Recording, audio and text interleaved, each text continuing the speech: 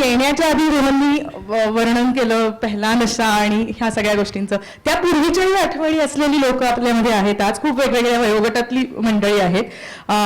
माझ्या लहानपणी रोहन आणखीन जुनी आठवण आहे एक. दूरदर्शनच्या काळातली अनेकता में एकता वगैरे ज्या जाहिराती लागायच्या त्यातला एक आवाज सुद्धा ह्यांचा आहे हे मोठेपणी अर्थात मला कळलं. तेव्हा खूपच आश्चर्य वाटलं किती किती कोवळा लहान वयातला तो आवाज होता. साधारणपणे कधी नेमकी सुरुवात झाली? खूप लहानपणी तुम्ही या क्षेत्रात आलात असं आम्ही ऐकून आहोत. त्या काळात खूप चाइल्ड प्रोडिजी असंच त्याला म्हणावं इतक्या मोठ्या प्रमाणावर त्यांना एक्सपोजर मिळालं. मोठ्या मोठ्या मैफिलींमध्ये पण तुम्ही लहानपणापासून गात होतात. कसं नेमकं हे झालं? घरात संगीत होतंच तुमच्या, पण ती आवड कशी नेमकी निर्माण झाली त्याविषयी जरा सांगा. सर्वात प्रथम सर्वांना माझा नमस्कार. आणि लोकसत्ता आणि केसरी दोन्हींची मी खूप खूप खूप आभारी आहे.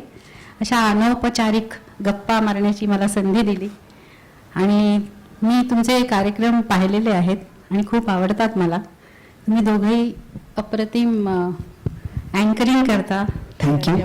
छान छान प्रश्न विचारता आणि उत्तम प्रतिसाद मिळतो तुम्हाला, तर तुमचंही अभिनंदन. आणि आता सुरुवात म्हणजे खूप लहानपणापासून अशी झालेली आहे, त्यामुळे नक्की मी केव्हा तंबोरा हातात घेतला असं मला आठवत नाही. कारण माझ्या आई माझी गायची, नीला घाणेकर. तर माझी आई पुण्याला तिने शास्त्रीय संगीताचं शिक्षण घेतलं होतं डॉक्टर मारुरकर यांच्याकडे. तर ती क्लासिकल उत्तम गायची. तिचं म्हणजे ती शिकवायची दुसऱ्यांना. तर घरात शिकवण्या असायच्या किंवा घरात कोणी शिकायला यायचं तर ते कानावर पडायचं. आणि मग मला वाटायचं की म्हणजे बहुतेक म्हणजे नक्की मला असं आठवत नाही की मी केव्हा सुरू केलं. कारण आई सांगते तू माझ्या मागे लागलीस की मला आता शिकव, मला करायचंय. करायचं म्हणजे काय? तर आईला वाटलं बालगीत किंवा असं एखादं लहान मुलांची गाणी शिकू. पण तसं नाही, मला आई जे गायची तंबोरा घेऊन ते मला शिकायचं होतं.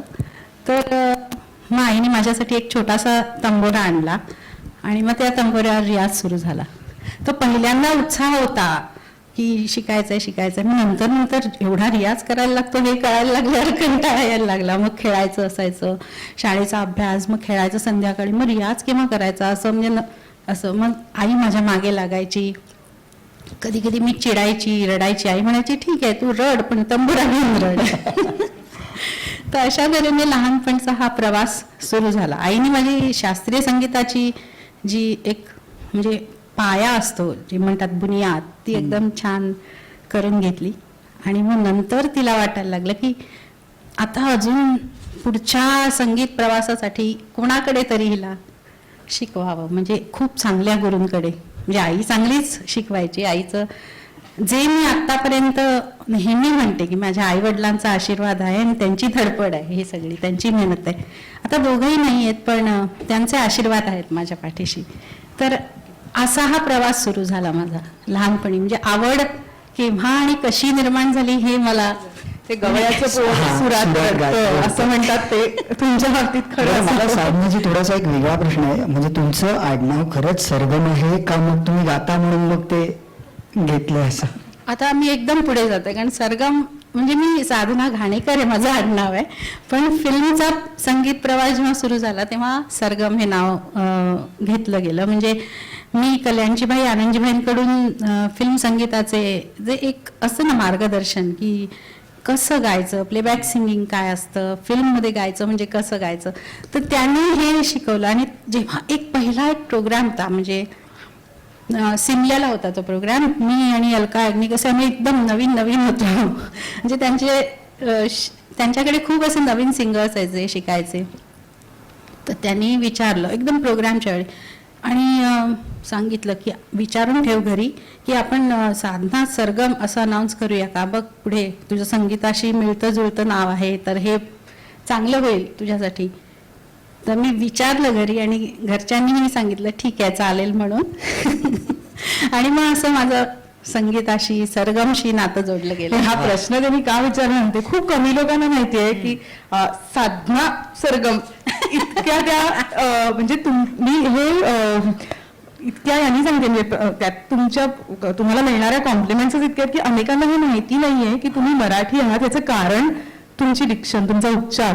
हिंदी गझल तुम्ही खूप गायलेल्या आहात, हिंदी गाणी तर आम्हाला सगळ्यांना माहितीच आहेत. कुठेही जाणवत नाही ते मराठी उच्चारण. नाही तर मराठी लोकांचं हिंदी म्हणजे जगजाहीर आहे कसं असतं ते. नाही, तर असं- त्यासाठी तुम्ही काही वेगळे प्रयत्न केले. म्हणजे खरोखर असं आश्चर्य वाटावं की अच्छा साधनाताई मराठी आहेत. म्हणजे त्या दुसऱ्या प्रश्नाकडे मी आणखी येणार आहे की फक्त मराठी हिंदीच नाही तर आणखी विविध भाषा. विविध पण माझं भाषा. मराठी ठीक आहे ना. नाहीतर म्हणजे हा कार्यक्रम करायला सुरुवात केली तेव्हा सुद्धा काही लोकांनी विचारलेलं की मराठीतच करायचं आहे ना. म्हटलं अरे नाही, साधनाजी अगदी मराठी आहेत आणि सुंदर मराठी बोलतात. कोकणातली आहे मी. पण साधनाची म्हणजे अरुंधतीने जो प्रश्न विचारला तो की आईकडून शिकताना आई आहे तुमच्या आईनं असं वाटलं की तुम्हाला आता आणखीन कुठला तरी एक चांगला समर्थ गुरु त्याच्याकडे तुम्हाला शिकायला पाठवावं. ते गुरु कोण होते, तिथून कसं सुरू झालं? आणि नेमकं बऱ्याचदा शास्त्रीय संगीत शिकणाऱ्यांच्या बाबतीत असं होतं की ते अभिजात संगीताकडेच राहतात. ते आपल्या म्हणजे सेमी क्लासिकल किंवा फिल्मीकडे येत नाहीत परत. तर तुमच्या बाबतीत तो टर्निंग पॉईंट कधी होता की म्हणजे असं वाटलं की क्लासिकल ठीक आहे पण हे सुद्धा गाऊन बघावं? खरं म्हणजे मी लहानपणापासून क्लासिकल गायचे आणि कधी माझ्या मनात असं आलं नव्हतं की मी फिल्म संगीत गाईन म्हणून प्लेबॅक सिंगिंग करेन. माझ्या म्हणजे लक्षात नव्हतं असं काही की करायचं आहे. शाळेचा अभ्यास हे. मग मी जेव्हा संगीत मार्तंड पंडित जसराजजींकडे गेले, मला स्कॉलरशिप मिळाली ती क्लासिकलची गव्हर्मेंटची.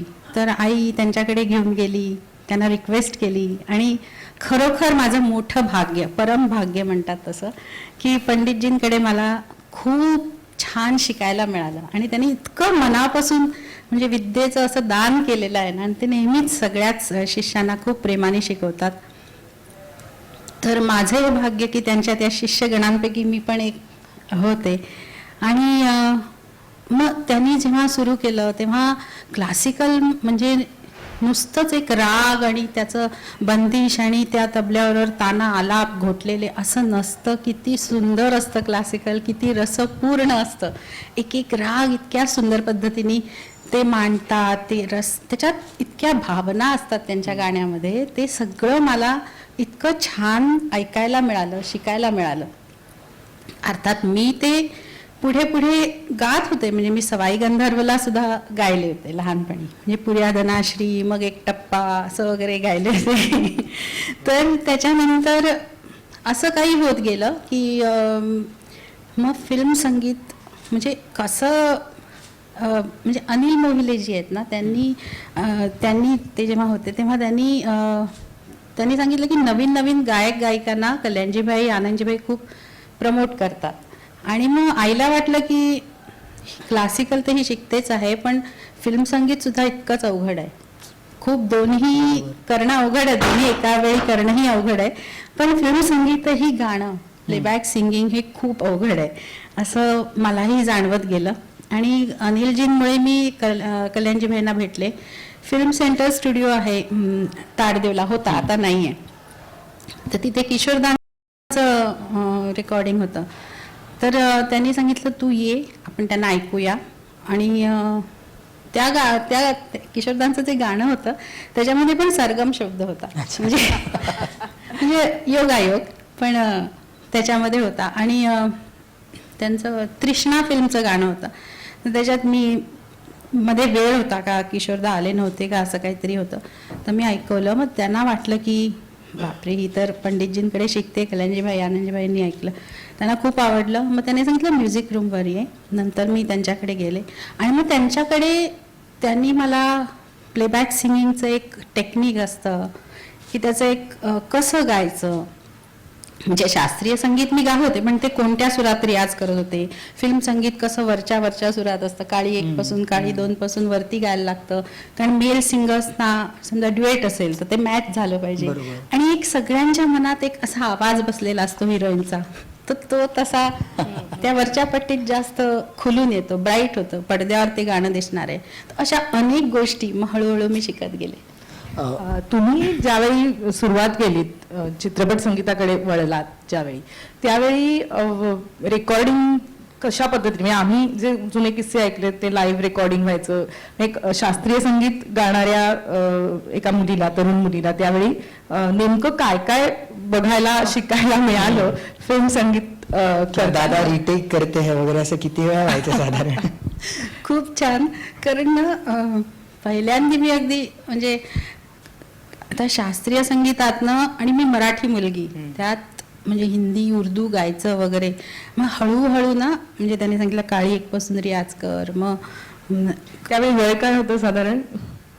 मी अराउंड 80-81 ला गेले होते. तर वय सांगू का म्हणजे कळेल? नाही, त्यावेळेचं वय विचारलं मी तुम्हाला फक्त. मला एवढंच म्हणायचं की तरुण मुलगी होती असं. आताही तरुणच आहे, अजिबात म्हणजे काही म्हणलं नाही. थँक्यू. तर असं सुरू झालं. मग त्यांनी सांगितलं उर्दू शिक. मग मला ना एक मौलवी साहेब यायचे उर्दू शिकवायला आणि ते 80 वर्षाचे होते, तरी त्यांच्यात एवढी एनर्जी होती. ते माही म्हणून मी गोरेगावला राहायची, तो राहते अजूनही, ते गोरेगावला यायचे. त्यांच्याकडे बघून मला वाटायचं हे एवढे कसे ट्रॅव्हल करतात, बसनी वगैरे यायचे. पण त्यांनी इतकं उत्तम शिकवलं. त्यांनी अजूनही काही सिंगर्सना शिकवलं होतं, तर त्यांनी रेकमेंड केलं होतं ह्यांच्याकडे शिक. मग त्यांनी मला लिहायला वाचायला म्हणजे उर्दू शिकवलं.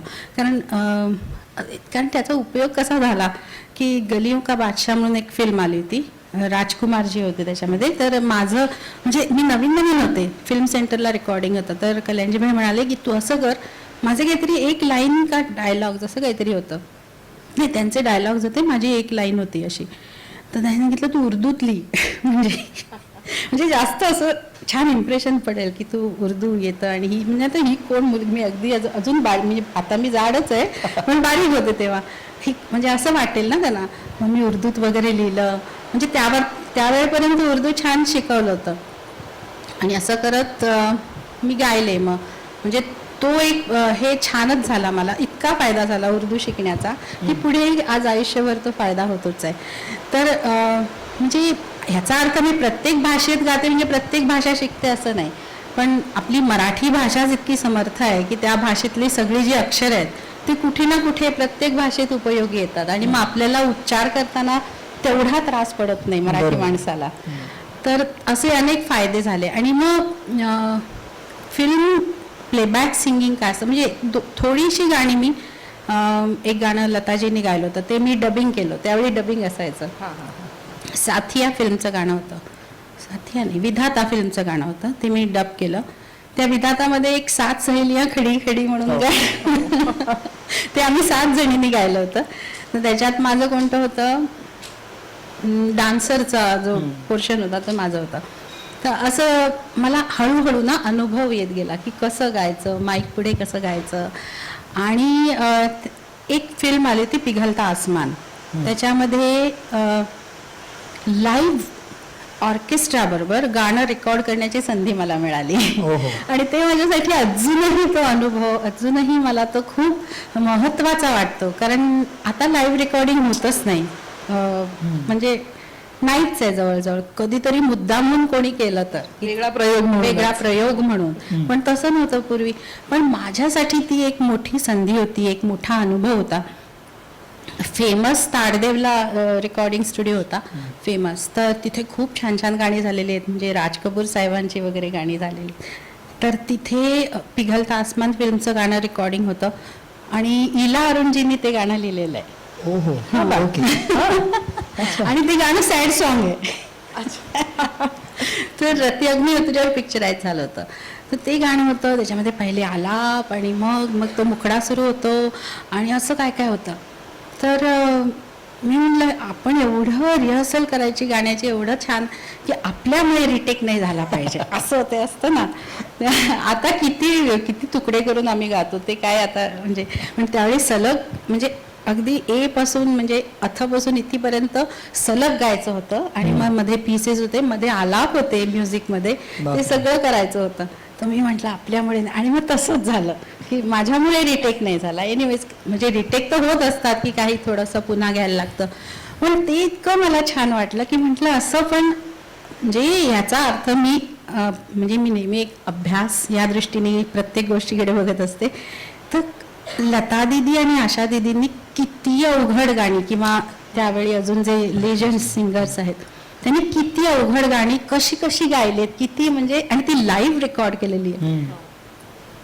तर म्हणजे हॅट्स ऑफ टू देम की कसे ते इतक्या तयारीने, आणि त्यांचे म्हणजे त्यांच्याबद्दल असं ऐकलेलं आहे की त्या वन टेक किंवा फार फार तर दुसरा टेक म्हणजे असंच त्या हे करायच्या. तर हे सगळं म्हणजे फक्त ना खूप एक तर गाणं देवाची हे पाहिजे, आणि त्यांच्यात जे टॅलेंट आहे आणि त्यांची जी एक फायर आहे ना आतमध्ये त्यांच्या गाण्यामध्ये, त्यांच्या ह्याच्यात, तर ते म्हणजे ते मी खूप असं बघते, शिकण्याचा प्रयत्न करते, पण कुठेही त्यांच्या जवळपास पोहोचू शकत नाही. पण मला हा अनुभव खूप छान वाटला. आणि जिया नाही लागे असं ते गाणं आहे. अच्छा. आणि जिया नाही लागे कब आओगे एवढाच मुखडा आहे, पण तो असा कंपोज केला की ती जिया नाही लागे असा, असं वाटतं लांब सॅड सॉन्ग आहे ते, जिया नाही लागे कब आओगे असं. तर ते असं गाणं होतं. पण ऐकवाल म्हणजे हे खरं स्वतः खूप कधीतरी विचित्र वाटतं असं कोणाला कुठल्या गायिकेला असं सांगायला की ऐकवाल का म्हणून, पण तरी पण आता इच्छा होती. हा म्हणजे जिया नाही लागे, जिया नाही लागे कब आओगे, कब आओगे, जिया नहीं लागे, जिया नहीं लागे. वाह. क्या बात. साधनाची होल्डिंग नोट होता ना, ते विब्राटो जो होता, तर तुम्ही विचारलं ना सुरुवातीला काय काय शिकायचं, तर मी सगळं स्ट्रेट गायचे. म्हणजे जसं कब आओगे, त्याचा इम्पॅक्टच होत नाही, तिथे विब्राटोच पाहिजे. तर हे सगळं बारीक बारीक गोष्टी होत्या त्या शिकवत. कब आओगे,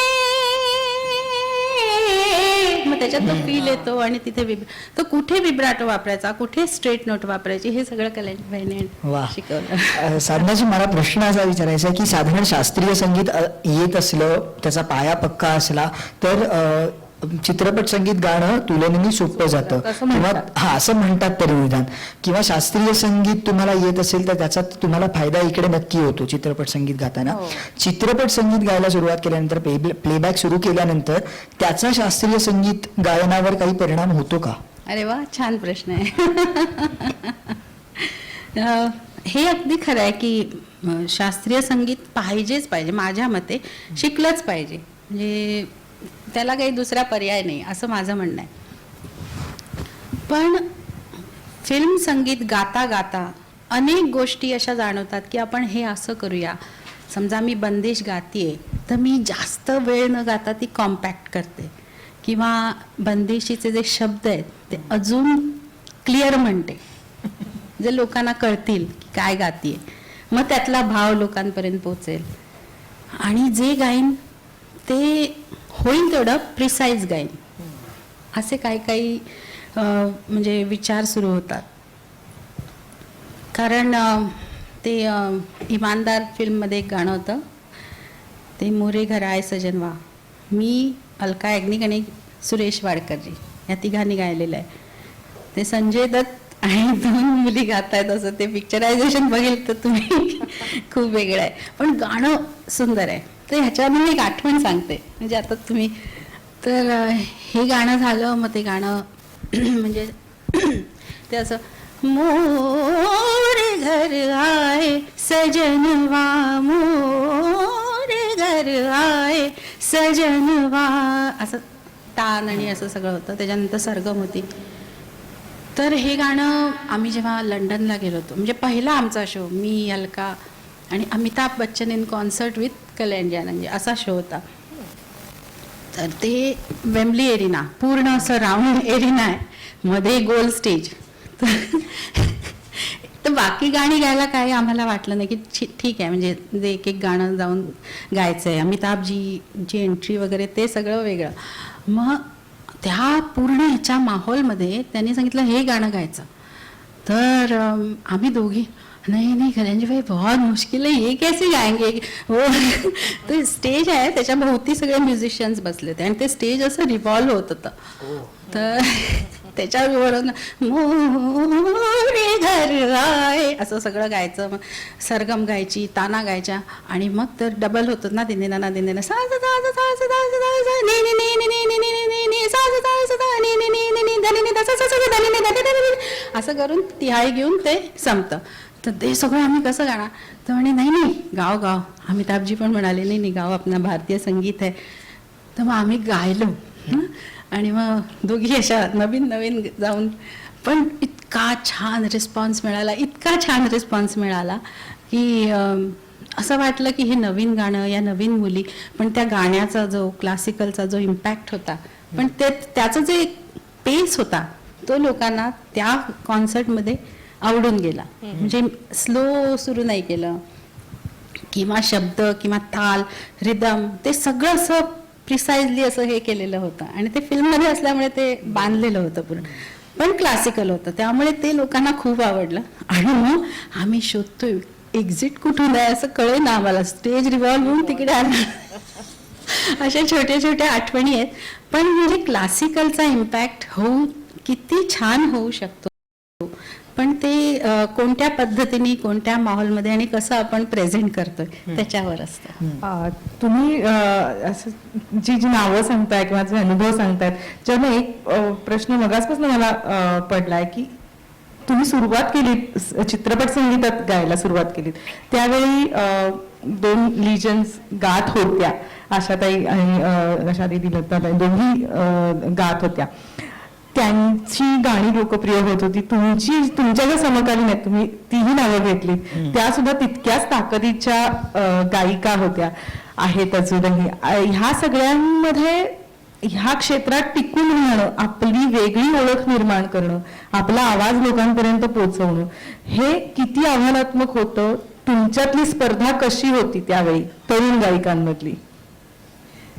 खरं म्हणजे एक स्पर्धात्मक असं क्षेत्र आहे नाही का. हो. स्पर्धा खूप आहे या क्षेत्रामध्ये.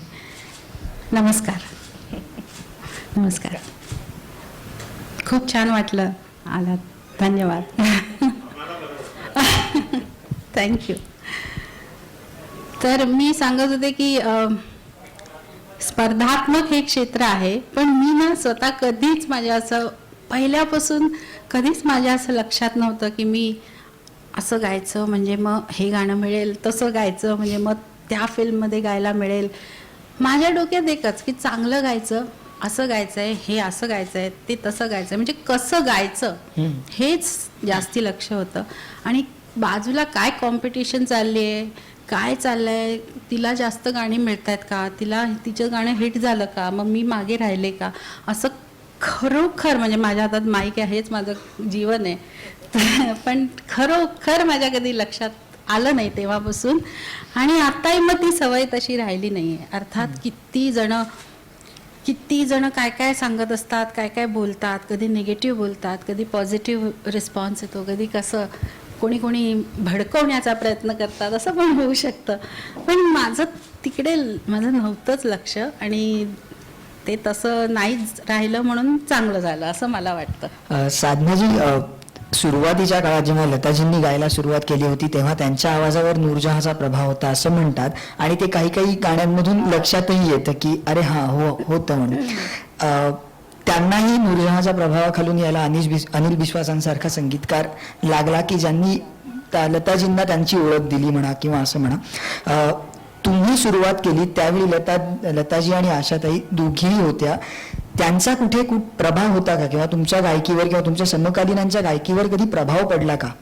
प्रभाव म्हणजे त्यांच्या प्रभावाखाली अजूनही आम्ही आहोत. आम्ही त्यांच्या प्रभावातून कधी बाहेर येणारच नाही, कारण त्यांच्यासारखं गाणं ऐकून ऐकून आम्ही लहानाच्या मोठ्या झालो. म्हणजे मी काय, आम्ही कधीही भेटलो तरी आम्ही हेच म्हणतो की उनके जैसा बहुत बहुत मुश्किल है, उनके जैसा क्या, उनके आसपास भी हम लोग नहीं अटक सकते. इतकं त्यांचं गाणं, एक गाणी मी ऐकते, म्हटलं हे कसं गायलं असेल.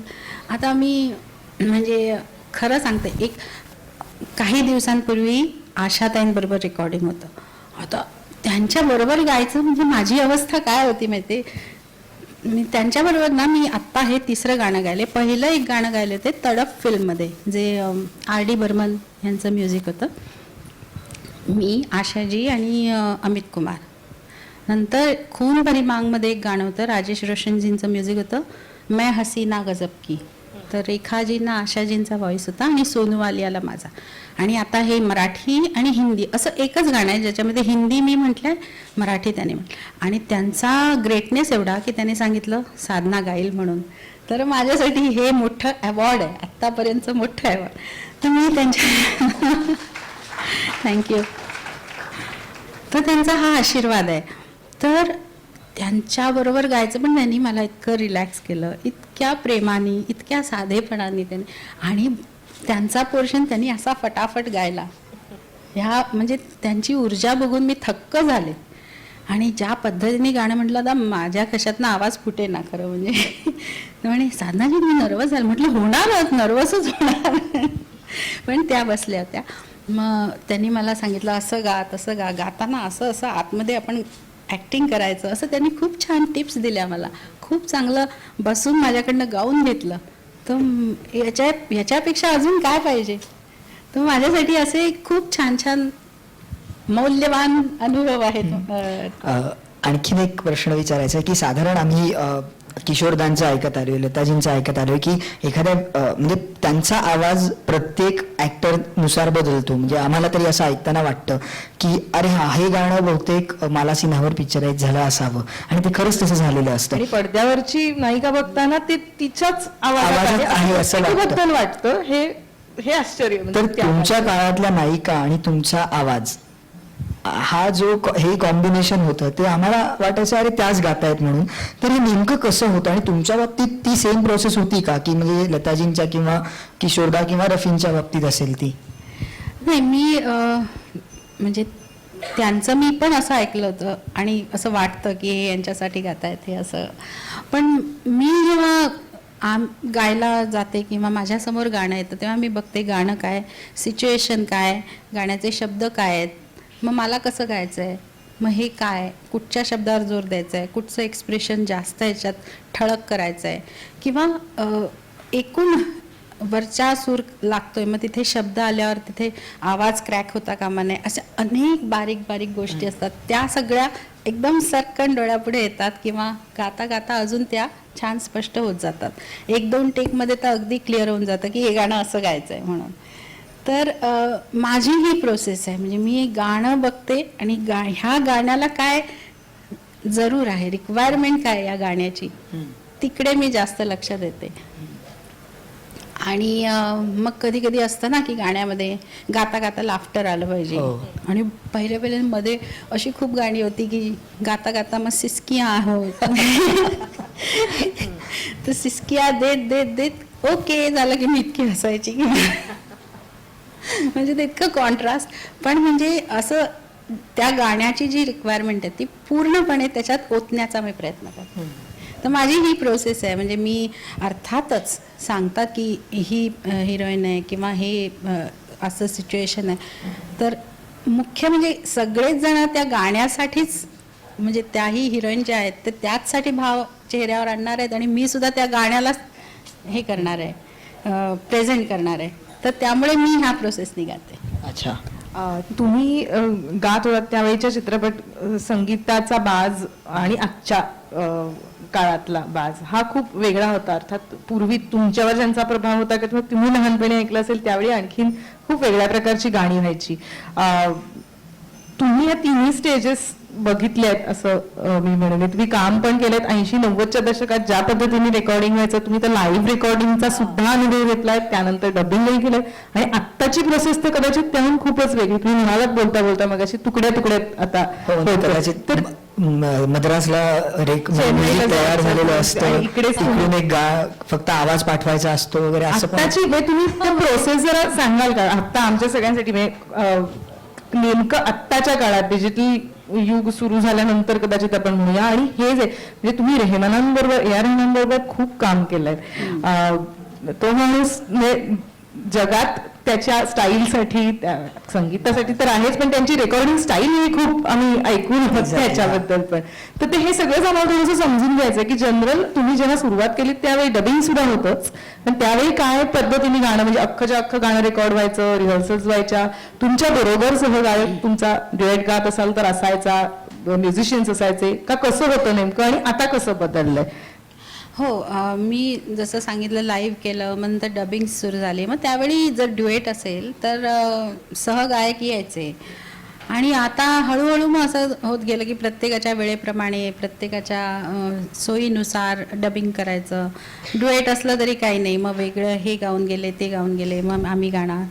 मग म्हणजे खूपच आता सोपं झालं आहे, म्हणजे असं मला वाटतं की सोपं झालं आहे आता, की मुखडा गायला थांबले, मुखड्यामध्ये एक लाईन परत घेऊया, सेकंड लाईन आपण परत घेऊया, मग नको, मग हा शब्दच फक्त हे झालाय ना, ठीक आहे, मग मी इथपासून गाते, मग तुम्ही पंच करा, म्हणजे असं रनिंग पंच वगैरे असं सगळं.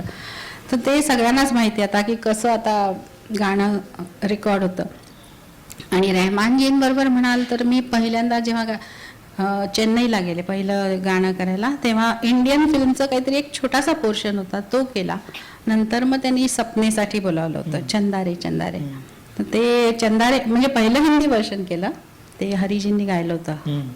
तर इतकं छान गायलं, म्हटलं हे कसं काय सुंदर आहे, याची क्रॉस किती छान आहे, म्हणजे मुखडा आणि जो नंतरची लाईन ते इतकी छान होती. मी म्हटलं खूप छान आहे, मी मनापासून अगदी. आणि मग नंतर रहमानजीने ऐकल्यावर त्यांना पण खूप आवडलं होतं. आणि मग असं त्यांच्याकडेची गाणी पण त्यावेळी मला वाटतं हे संध्याकाळी झालं होतं, नंतर मग रात्री ते त्याच्यावरच येणार होते की रहमानच्या विषयी जे सांगतात ते सगळेजण असं मध्यरात्री आम्ही सुरुवात करतो रेकॉर्डिंगला वगैरे असं सांगतात. तर ते कसं, ते तुम्ही तोच अनुभव घेतला होता जरा त्यावेळी? पहिल्यांदा नव्हते मध्यरात्री, त्यांना वाटलं असेल मी घाबरून नाही, म्हणजे संध्याकाळी गेलो होतं. नंतर मग हळूहळू त्यांचं ते मध्यरात्रीचं आणि ते म्हणजे मध्यरात्री असं नाही, काय होतं माहितीये का, ते येतात संध्याकाळी, म्हणजे काम चालू असतं, मग 9 नंतर काहीतरी डबिंगला आले, मग ते बसले, मग 2-4 गाणी असली डबिंगची, मग ते आर्टिस्ट असतात थांबलेले असतात किंवा कोण, मग 9ला सुरू केलं, कोणाचं 12लाच सुरू झालं, त्यामुळे ते मध्यरात्र होते. पण ते रात्रभर काम करतात, 6 वाजता वगैरे सुद्धा कधी कधी असं झालेलं आहे की टर्न येईपर्यंत असं होऊन जातं, स्टुडिओत बसलोय किंवा थांबलोय, मग 3 वाजता मग ते विचारणार किंवा टायर्ड, कसं सांगणार की मला sleeping, no not at all, अच्छा ठीक आहे. पण मग गायला लागल्यावर ना त्यांचा जो एक साऊंड आहे, एक साऊंड जो येतो आणि ते गाणं जे नंतर आपण ऐकतो ते खूपच छान असतं. आणि त्यांचं कंपोजिशन त्यांनी एक म्हणजे आता त्यांची खूपच बदलली आहेत कंपोजिशन्स. आम्ही जेव्हा गायले तेव्हा वॉटरचं गाणं जे होतं, नैना निर्वाहे, नंतर पिया हो, ते सगळी अशी राग बेस्ड गाणी आहेत, भटियार काय, हो अगदी असं. आणि त्यांना आवडायचं, जस्ट सिंग, जस्ट नैना नैना निर्वाहे, इतकं छान कंपोजिशन. तर ही सगळी गाणी. मग नंतर दुसरं एक गाणं होतं, ते तमिळ गाणं होतं, पण ते कसं होतं, हा मुखडा होता. आता त्याच्यात ते तमिळ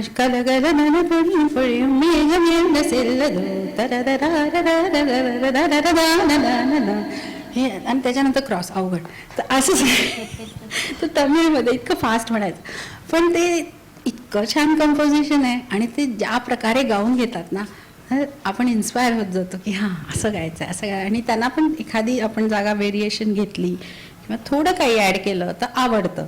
म्हणजे असं जरुरी नाही की नंतर त्यांना वाटलं नाही तर नाही ठेवणार, पण तुम्ही गात जा आणि मग त्यातलं त्यांना आवडेल तसं ते ठेवत जातात. तर अशी जसं चुपकेसे केलं, पहिलं तमिळ केलं, स्नेगिदनी, ते गाणं सुपरहिट झालं तिकडे. तर तिकडं नंतर मग चुपकेसे झालं, साथियाचं हिंदी वर्षन झालं, त्याच्यासाठी मी केलं ते. मग नंतर तेही चांगलं, खूपच आवडतं लोकांना चुपकेसे, गुलजारजींनी लिहिलंय, आत्ताही आवडेल. तर मी चुपकेसे म्हटल्यावर नंतर ते पण हिट झालं. परत मी चेन्नईला गेले तर त्यात ते म्युझिशियन्स वगैरे ते अम्मा स्नेगी त्याने बेटर अम्मा. म्हणजे तमिळ व्हर्जन त्यांना जास्त आवडलं. पण म्हणजे त्याच्यात शब्दांमध्ये फरक होता का काही चालीत फरक होता? चालीत काही फरक नाही. शब्दांमध्ये म्हणजे पूर्ण तेच गाणं हिंदीत होतं. पण मग त्याच्यात मग त्यांना ते म्हणजे त्यांच्या भाषेत म्हणून ते आवडलं का काय? म्हणजे आता काय असणारच त्यांचे किंवा त्यांना जास्त ते फील ते जास्त कदाचित जवळचं वाटलं त्यांना असेल जवळचं वाटलं. साधनाची आत्ता तुम्ही ही प्रोसेस सांगताय सगळी आत्ताची, मला असं म्हणजे पर्सनली असं वाटतं की आधी सोपं होतं, आधी येऊन गाऊन जायचं. आता म्हणजे एका शब्दापासून परत गायला सुरुवात करायची हे जास्त कठीण नाही आणि का? तो मूड पकडायचा. म्हणजे तुम्ही हे कदाचित अर्ध्या अंतरापासून सुरुवात केलीत की हे पुढे, तर हे जास्त अवघड नाही का की अर्ध आपण आधी केलेलं आहे रेकॉर्डिंग आणि रिपीट असं मधनच करायचंय, त्या मूडला त्या ह्याला जाणं. हे तुमच्यामध्ये ह्या प्रोसेस मधला फरक जो पडलाय त्याचा एकूण गाण्यावर आणि गायिका म्हणून तुमच्यावर काय फरक आहे? तुम्हाला काय जास्त जवळचं वाटतं अजून? हे आता इतकी वर्ष असं गाऊन गाऊन मला आता ते सवय झाली आहे. आणि सगळ्यांनाच सवय, जितके सिंगर्स गात आहेत सगळ्यांनाच सवय झाली आहे की एक लाईन गायली मग त्या लाईन पासून दुसरी लाईन मग आपण सुरू करायची.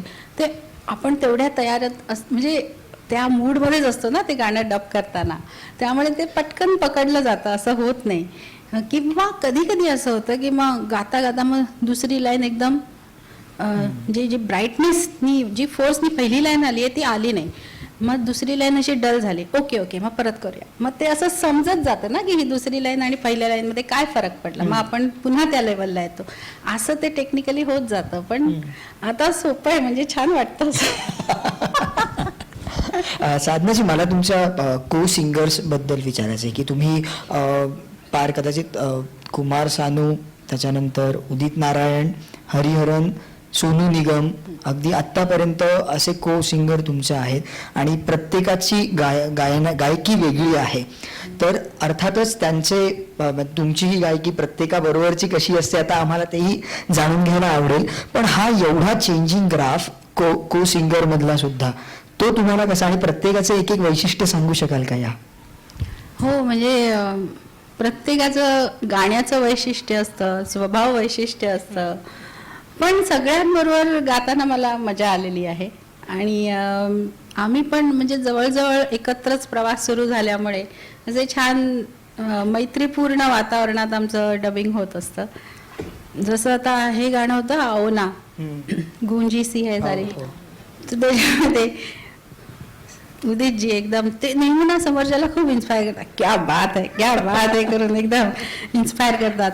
आणि शानूजीचं चलो फटाफट एकदम फटाफट हवं असतं गाणं. एकदम आल्या सुद्धा डबिंग करून एकदम दुसरे गाणं डब करायला जायचं, इतके ते फास्ट आहेत. उदितजींचं आपल्या मूडमध्ये येतात. बहुत अच्छा, क्या बात आहे साधना, अजून काही सुरू नाही झालं, क्या बात आहे. पण असं म्हणजे वातावरण निर्मिती होते.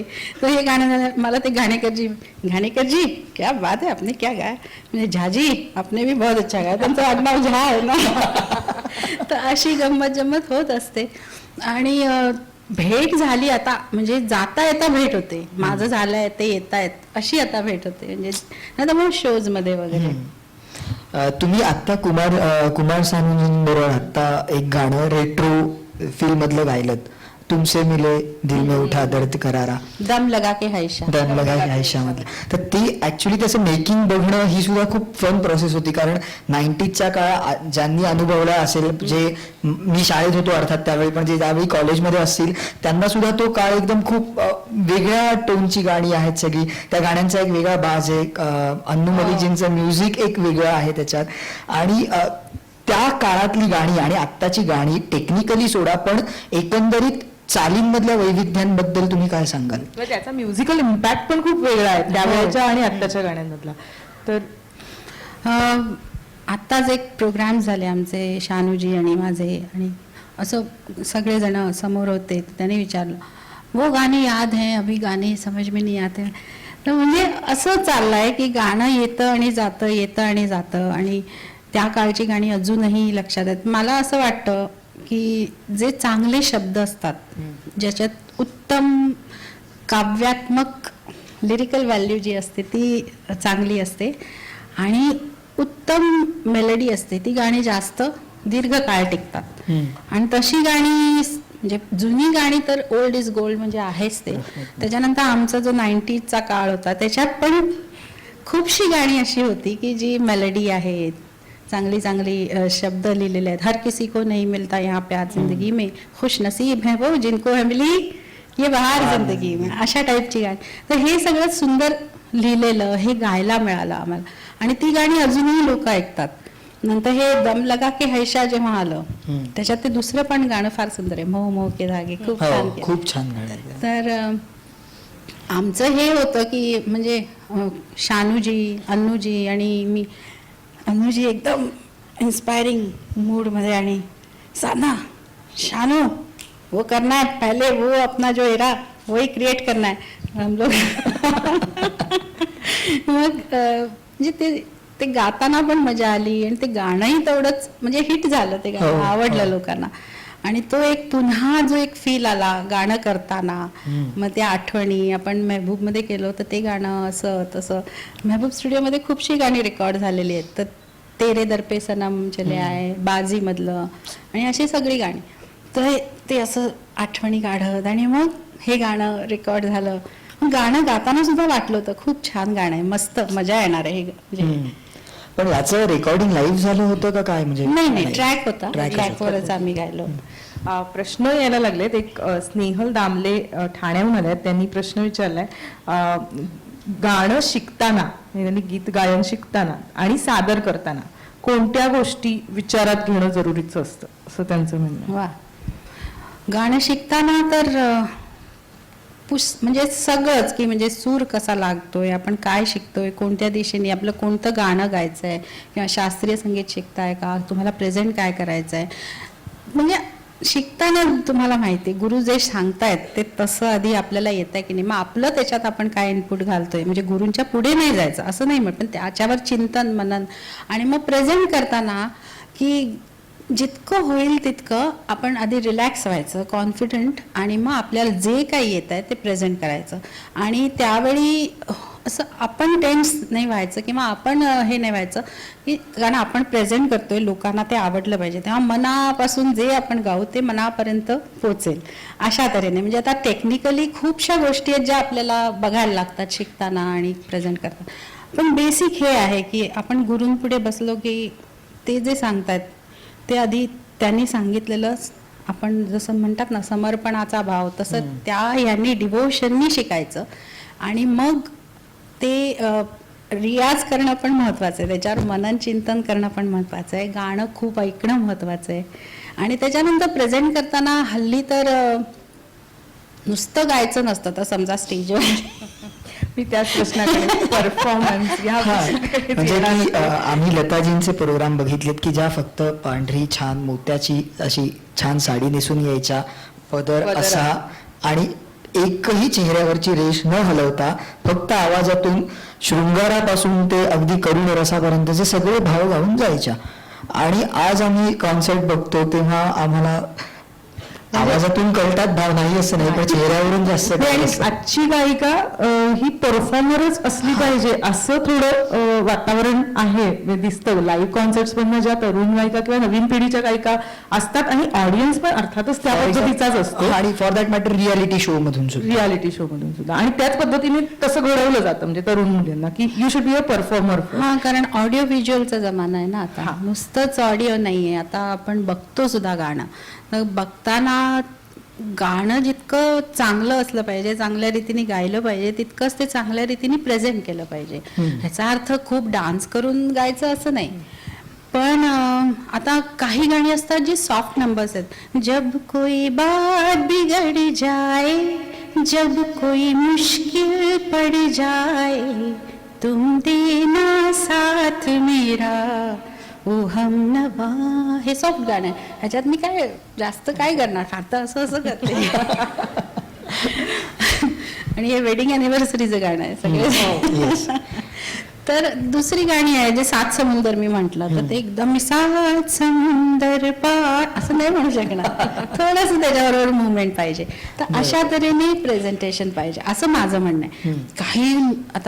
काही काही सिंगर्स तर चांगल्या डान्सर्स पण आहेत, पण डान्स करून गाणं हे फार अवघड आहे. ते श्वासच चढेल म्हणजे मला समजत नाही, मला वाटतं लिपसिंग करत असतील. एक्झॅक्टली. हा, तर ते वेगळं, ते पूर्ण वेगळं. म्हणजे काही गाणी तर अक्षरशः डान्सिंग नंबर्सच आहेत ना, त्याच्यावर ते काय नुसतं तरी उभं राहून कसं म्हणणार ना. त्यामुळे ते प्रेझेंट करण्यात गाण्याला सुटेबल पाहिजे, एवढंच माझं म्हणणं आहे. क्रांती कानेटकर त्या रुईया कॉलेजमधून BMM करतात. त्यांचा प्रश्न आहे, सध्या या क्षेत्रात खूप जास्त स्पर्धा वाढते आणि तरुण मुलं या क्षेत्रात एक पॅशन म्हणून आपलं स्थान निर्माण करण्यासाठी सातत्याने प्रयत्न करतायत आणि धडपडतायत. तर त्या तरुणांसाठी आपण काय सल्ला द्याल? आणि दुसरा प्रश्न त्यांचा असा आहे की भविष्यातील संगीतात असलेल्या आव्हानांबद्दल थोडंसं मार्गदर्शन. अच्छा, पहिल्यांदा यांनी प्रश्न विचारला त्या कोण? स्नेहल दामले. स्नेहल दामले आहेत का? त्यांनी आणखीन एक प्रश्न विचारलाय, तो विषय वेगळीकडे जाईल म्हणून मी नंतर विचारेन असं म्हटलं होतं. आणि क्रांती कुठे आहेत? अच्छा. काय पहिला प्रश्न काय होता? तरुण मुलं या क्षेत्रात एक पॅशन म्हणून आपलं स्थान निर्माण करण्यासाठी धडपडतायत, त्यांना तुम्ही काय सल्ला द्याल? पॅशन आहे ना, पॅशन म्हणजे मग पूर्ण झोकून द्यायचं त्याच्यामध्ये. आणि गाणं हे आहे ना, हे फार असा कॅल्क्युलेटिव्ह विचार करून नाही करू शकणार आपण, कारण त्याचं पुढचं भविष्य काय हे असं काही सांगता येत नाही. म्हणजे मी जेव्हा गायला लागले तेव्हा मी भविष्यात मी काय होणार आहे कधी असं विचार नाही केला, कारण ते मला फार कॅल्क्युलेशन जमले नाही. आता पॅशननी केलं तर मग बिंदास झोकून द्यायचं, गाणं करत जायचं आणि मग जसं काळाप्रमाणे जी गरज आहे तसं करत जायचं. आणि मीडिया आता खूप पॉवरफुल आहे, तर त्या मीडियाचा आपल्याला खूप उपयोग करून घेता येतो. जसं गाणं शिकण्यासाठी पहिल्यांदा खूपच लिमिटेशन्स होती, आता खूप सगळं असं ऑनलाईन सगळं अवेलेबल आहे. त्याचा नक्कीच फायदा करून घ्यायचा. आणि मग असं नाही की गुरूंकडे जाऊन शिकायचं नाही, गुरूंसमोर बसून शिकणं ही तर फार मोठी गोष्ट आहे. त्याच्यासाठी एक मग अंगात अदब येते, एक गाण्याची एक काय हे तमीज म्हणतात तशी येते, ते सगळं पाहिजेच. पण बाकीच्या या ज्या गोष्टी आपल्याकडे आहेत त्याचा पण उपयोग करून घ्यायचा. आणि मार्गदर्शन असं काही नाही. आता नवीन पिढी मी बघते, जे ऐकते रियालिटीमध्ये, लहान मुलं इतकी सुंदर गात आहेत. कारण का तर त्यांच्या पुढे आता सगळं असं छान दिसतंय, त्यांना कळतंय, त्यांना अवेलेबल आहे, त्यांना जे गाणं पाहिजे ते असं क्लिक करून मिळतंय, ते ऐकून ते फटाफट ते खूप स्मार्ट झालेले आहेत. तर हा कॉन्फिडन्स असाच असून दे, पण क्लासिकल करत जावं बरोबर. म्हणजे नुसतंच असं नाही की मी गातेय, सुरात गातेय, वरच्या गळी यावं, तसं नाही. क्लासिकल करायचं आणि दोन्ही करायचं, लाईट आणि म्हणजे. आणि त्याचा पुढला प्रश्न असा होता की भविष्यात काय आव्हानं असतील या क्षेत्रात? आता अजून मला भविष्य अजून नाही माहिती, पण आव्हान म्हणजे काही नाही, आव्हान काही जास्त नाही, आपण गात जायचं. आता संधी मिळणं हे जरा मोठं आव्हान होत चाललंय.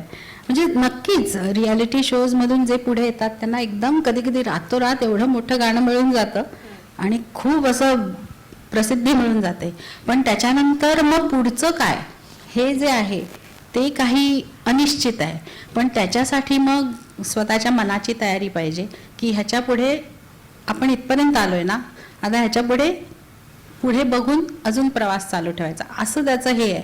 असं निश्चित मी मार्ग नाही सांगू शकत की पुढे काय आव्हान असेल. आव्हान हेच की संधी मिळेल, त्याच्यानंतर एक संधी मिळाल्यानंतर तुम्ही प्रसिद्धीकडे जाल सुद्धा नाही सुद्धा, त्या दोन्हीची तयारी पाहिजे. जर प्रसिद्धी मिळाली तर त्याच्यानंतर पुढे काय करायचं हे स्वतः ठरवायचं. नाही प्रसिद्धी मिळाली तर पडलो तर उठून पुन्हा कामाला लागायचं.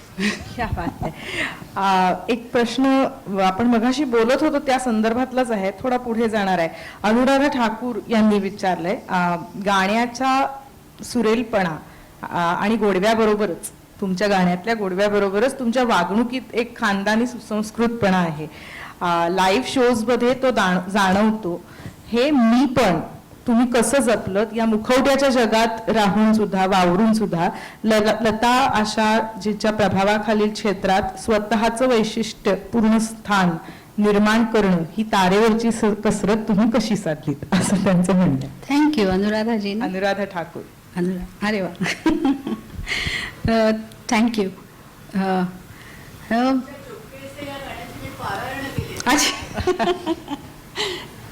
ते चुपके से गाणं फार गोड आहे, फारच चांगलं आहे. त्याचा अंतरा इतका वेगळा, म्हणजे मेजर मायनर असं सगळा जातो. आणि म्हणजे जसं आपल्या सर्वांना तसं एक असं ना की जनतेकडून येतं की हे गाणं खूप आवडतं, खूप आवडतं, तेव्हा एक आनंद होतो. आणि माझे जे इंडस्ट्रीमधले कलिग्ज आहेत त्यांच्याकडनं फोन येतात, बहुत अच्छा गाया साधना, खूप छान आहे, तर हे गाणं, तेव्हा तर आणखीनच वेगळा आनंद होतो. तो वेगळा आनंद, हा वेगळा आनंद. तर चुपकेसे या गाण्याने असा आनंद दिलेला आहे. आणि आता गाण्यामध्ये गोडवा पाहिजे हे तर विधिलिखित आहे, म्हणजे काय म्हणतात त्याला, ते आहेच. आणि ज्यांचा आदर्श मी डोळ्यापुढे ठेवला, लताजी म्हणा, आशाजी म्हणा, जे जे मोठे माझे गुरुजी पंडित जसराजजी, तर हे सगळे जे दिग्गज आहेत किंवा अजूनही जे मी ज्यांच्याकडे कधी त्यांच्यावर काम करण्याची संधी मिळाली, कधी त्यांना गाणं ऐकण्याची त्यांची संधी, कधी जवळून गप्पा ऐकण्याची संधी मिळाली, तर हे सगळे किती त्या संगीतामध्ये लीन आहेत, किती झोकून दिलेलं आहे. आणि अशा कितीतरी असे मोठे कलाकार आहेत जे अजूनही म्हणजे एक विद्यार्थी बनूनच ते प्रवास चालू आहे त्यांचा. तर हे मी जेव्हा बघते तेव्हा म्हणते हे जर एवढे आहे तर आपण कुठेच नाही. आणि नुसतं हे बघून नाही, आपल्यालाही जाणवतं संगीत किती मोठं आहे, किती विशाल आहे, किती त्याचं किती किती खोल आहे. करत जावं तेवढं थोडं आहे. आज अजूनही मला गाताना असं वाटतं नाही नाही हे असं नाही, माझा थोडासा आवाज हे झाला, अजून कमी पडलं, हे अजूनही होतं. म्हणजे एकदा आलं की एकदा आलं असं होतच नाही. गाणं सतत करते की विद्या आहे म्हणतात तसं आहे, सतत करत जावं. तर ह्या अशा सगळ्या विचारांमध्ये मी पण ते येणार नाही. आणि आईने मला नेहमी जमिनीवर ठेवलेलं आहे. माझ्या आईनी म्हणजे पहिल्यापासून आई शिकवायची, गायला सांगायची प्रोग्राम्स झाल्यावर सुद्धा, पण कधी तिने मला असं जास्त फार असं खूप छान ग किती असं कधीच केलं नाही. बहुतेक मराठी आयांची खासियत असते असं अगदी नक्की, पण ती खासियत फार चांगली आहे नाही का. संतोष कुमार यांचा प्रश्न आहे की त्यांनी हिंदीत विचारलाय, हर व्यक्ती गीत गा सकता है क्या, यदि नहीं तो क्यों? कोण? संतोष कुमार. संतोष जी, हर व्यक्ति गीत गा सकता है क्या? हाँ गा सकता है ना, गुनगुना सकता है, जैसे अपने मन से अपनी धुन में गा सकता है. आणि नाहीतर काय, यदि नहीं तो क्यों? नाही गा सकते, क्यों नहीं गा सकते. त्यांनी 4 प्रश्न पाठवले, त्यातले आणखीन 2 तुम्हाला विचारतो. प्लेबैक सिंगर बनने के लिए एक गायक में कौन से 2 गुण होने चाहिए? 2च का जी? अच्छा. अच्छा, तो तुम्ही ओके, आपने कौन इंटू 2 किया है? दिस इज न्यू जनरेशन. डिजिटल. छान आहे. मग मी असं एक सांगून त्याला इंटू 2 करा, असं इंटू मल्टिपल करा असं. कारण खूप प्लेबॅक सिंगरसाठी मैं हिंदी में बोलूँ, आता तुम्ही प्रश्न हिंदीत विचारला. प्लेबॅक सिंगरसाठी एक तर सर्वात पहिल्यांदी ना व्हॉइस क्वालिटी जी असते, आवाज जो देवानी दिलेला असतो, ती क्वालिटी ती खूप सुंदर, त्याच्यामध्ये काहीतरी वैशिष्ट्य असावं लागतं त्या आवाजामध्ये. आता कित्येक आवाज असे आहेत ते अगदी टिपिकल ते हिरोईनचे असे गोड आणि असे आवाज नाही आहेत, पण वेगळे आहेत, त्यांच्यात काहीतरी वैशिष्ट्य आहे. तर ते असं काहीतरी असावं लागतं जे गिफ्ट असते. आणि संगीताची जी उपजत जाण असते ती पण असायलाच पाहिजे. आणि प्लेबॅक सिंगरच्या दृष्टीने आवाज हा जसा महत्त्वाचा आहे तसा एक प्रत्येक गाण्याचा जो एक ॲटिट्यूड असतो, कारण आपण त्या कॅरेक्टरसाठी गातोय, तर ते स्वतःला समजून ते तसं गायचं. आणि प्लेबॅक सिंगिंगमध्ये खूप असं ना प्रिसिजन आणि परफेक्शन पाहिजे, की जे काही गातोय ते काय गातोय. जसं मी सांगितलं मला विब्राटोची सवय नव्हती, मग त्याने सांगितलं इथे असं असं कर, तर तसं नंतर आपण वरती आवाज नेल्यावर असा क्रॅक होतोय का हार्श लागतोय का कमजोर पडतोय, बरं शब्द गायल्यावर तो सूर हलतोय का, कारण शब्दांचा खेळ आहे सगळा हा. तर ते जे एक्सप्रेशन आहे ते पोचतंय की नाही. माईकवर बोलताना किती वेळा ते फ भ प ट ठ सगळे येत आहेत, त्याच्यामध्ये ब्लो आल्यामुळे पुन्हा कट होऊन पुन्हा तर ते सगळं अशा अनेक गोष्टी. बरं आपण हेडफोनमधून गातो, मग हेडफोनमध्ये सगळ्याच गोष्टी प्रत्येक वेळी क्लिअर मिळतात असं नाही, तरी तो एक ओव्हरऑल ट्रॅक समजून तो सूर समजून परफेक्ट पूर्ण ते गाणं त्या ह्याच्यामध्ये गाणं. आणि अशा अनेक गोष्टी आहेत ज्या गाता गाता गाता तुम्ही शिकत जाता करत जाता. तर प्लेबॅक सिंगरसाठी हा प्रवास आहे. हा असा एकच एक शिकलं आणि झालं असं नाही आहे, पण अशा अनेक गोष्टी आहेत. आणखीन त्यांचा एक प्रश्न आहे, तो शेवटचा त्यांचा प्रश्न, किसी गायक की नकल करना अच्छा है क्या? किसी भी गायक का ना थोड़ा सा तो एक इन्फ्लुएंस रहता है जब शुरू करते हैं हम लोग. तो जैसे मोठे मोठे जे गायक आपण जे ऐकलेलं असतो किंवा ज्यांचा एक प्रभाव असतो आपल्या गाण्यावर, आपल्या मनावर, तर विचारांवर, तर तो असतोच. पण त्याच्यातनं मग गाता गाता गाता तुमचं आपलं एक गाणं, आपली एक वेगळी वाट होत जाते. तर तिकडे पण लक्ष ठेवायचं, पण प्रत्येक गाणं ऐकल्यानंतर त्यातल्या चांगल्या गोष्टी घ्यायच्या. मग कोणात काय चांगलं आहे, कोण काय चांगलं आहे, तिकडे एक सतत लक्ष ठेवायचं आणि आपलं गाणं सतत एक ॲनलाइज करत राहायचं, की मी गायले कसं झालं, म्हणजे एक मागे बॅक ऑफ द माइंड ते चालूच पाहिजे असं मला वाटतं. मंजिरी इनामदार यांनी विचारलंय, गाण्यात रियाजाचं महत्त्व नक्कीच आहे, पण रियाज जर चुकीच्या पद्धतीने केला गेला तर आवाजावर दुष्परिणाम होतो असं म्हणतात. मग योग्य रियाजाची पद्धत कशी ठरवायची असं त्यांनी विचारलं. हो खरं आहे की रियाज चुकीच्या पद्धतीने केला तर समजा मला कोणत्या पद्धतीचं गाणं गायचं आहे, खूप वेगवेगळे प्रकार आहेत ना, शास्त्रीय संगीत गायचं आहे का, गझल गायची आहे का, ठुमरी अंगाने माझं पुढे गाण्यामध्ये करिअर करायचं आहे का, भजन गायचं आहे का, फिल्ममध्ये गायचं आहे, तर असे वेगवेगळे प्रकार आहेत. तर त्या अंगाने रियाज करायचा. आता मला फिल्ममध्ये गायचं आहे तर मी माझा आवाज कसा लावायचा, कोणत्या सुरात गायचं आहे, तर त्या पद्धतीने मी विचार करणार. मला क्लासिकल गायचं आहे, मग ते क्लासिकल म्हणजे 2 तास समजा मला गायचं आहे, तर मग मी खालच्या सुरात रियाज करणार गाणार. तर अशा पद्धतीने रियाज करायचा. आणि रियाज करताना म्हणजे आता ही ना अशी खूप मोठी गोष्ट आहे आणि टेक्निकली खूप काही सांगण्यासारखं आहे, पण एवढंच सांगते की रियाज चुकीच्या पद्धतीने म्हणजे ज्या प्रकाराने तुम्हाला गायचं आहे त्या प्रकारासाठी ती पद्धत चुकीची असू शकते. म्हणून कोणत्या प्रकारासाठी आपण कोणत्या प्रकारचा रियाज केला पाहिजे तिथे लक्ष द्यायचं. गणेश जाधव यांनी पण अशाच प्रकारचा प्रश्न विचारला होता. कदाचित उत्तर अशाच पद्धतीचं असेल, तर नाही तर तुम्ही वेगळं काही सांगायचं असेल तर कधी वाटे तुमच्या नावातच साधना आहे, हवं ते साधताना कराव्या लागणाऱ्या या साधनेचा म्हणजे कंसात रियाजाचा प्रवास, तुमच्या रियाजाचा प्रवास कसा होता असं ते विचारतात. मला त्याला जोडून एवढंच विचारायचं की तुम्ही मगाशी पासून हे सांगताय की हे अनेक प्रकार आहेत वेगवेगळे गायनाचे, सिटी संगीत वेगळं आणि भजन वेगळं, गझल वेगळी.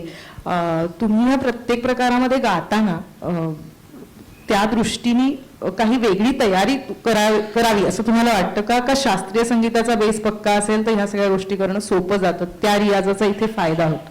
हो, शास्त्रीय संगीताचा बेस तर पाहिजेच, त्याच्याशिवाय मी मानतच नाही. काय म्हणजे मानत नाही म्हणजे असं नाही, आता किशोरदा असं सांगायचं की मी कधी क्लासिकल शिकलो नाही, पण असं फार रेअर होतात. तर क्लासिकल शिकायचं आणि म्हणजे प्रत्येक प्रकार जो आहे ना त्याचा एक वेगवेगळा ढंग असतो, तर त्या ढंगाने आपल्याला गाता आलं पाहिजे. आणि फिल्ममध्ये काय होतं, मला गझल गायची आहे, मला कारण किती वेगवेगळ्या सिच्युएशन्स येतात. आता मी लावणी टाईपचं पण गाणं, पण शेवटी ते एक फिल्म अंदाजाने गायचं असतं, अशी टिपिकल लावणी नसते ती. ते फिल्मला आणि त्या कॅरेक्टरला शेवटी असं नसतं की ती लावणी आहे, जसं ते मैं कोल्हापूर से आई हूँ ते माधुरी दीक्षितवर तशी एक लावणी होती. नंतर मी सॅड सॉंग्स गायली आहे, रोमॅन्टिक गायली आहे, फास्ट नंबर्स गायली आहे.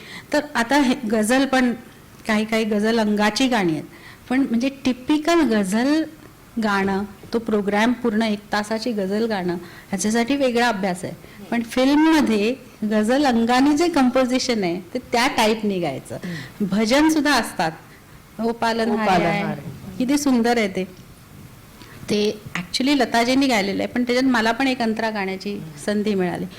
तर ते हे भजन म्हणजे किती त्याच्यात ते डिव्होशन आणि किती असं स्वतःला विसरून गायचं.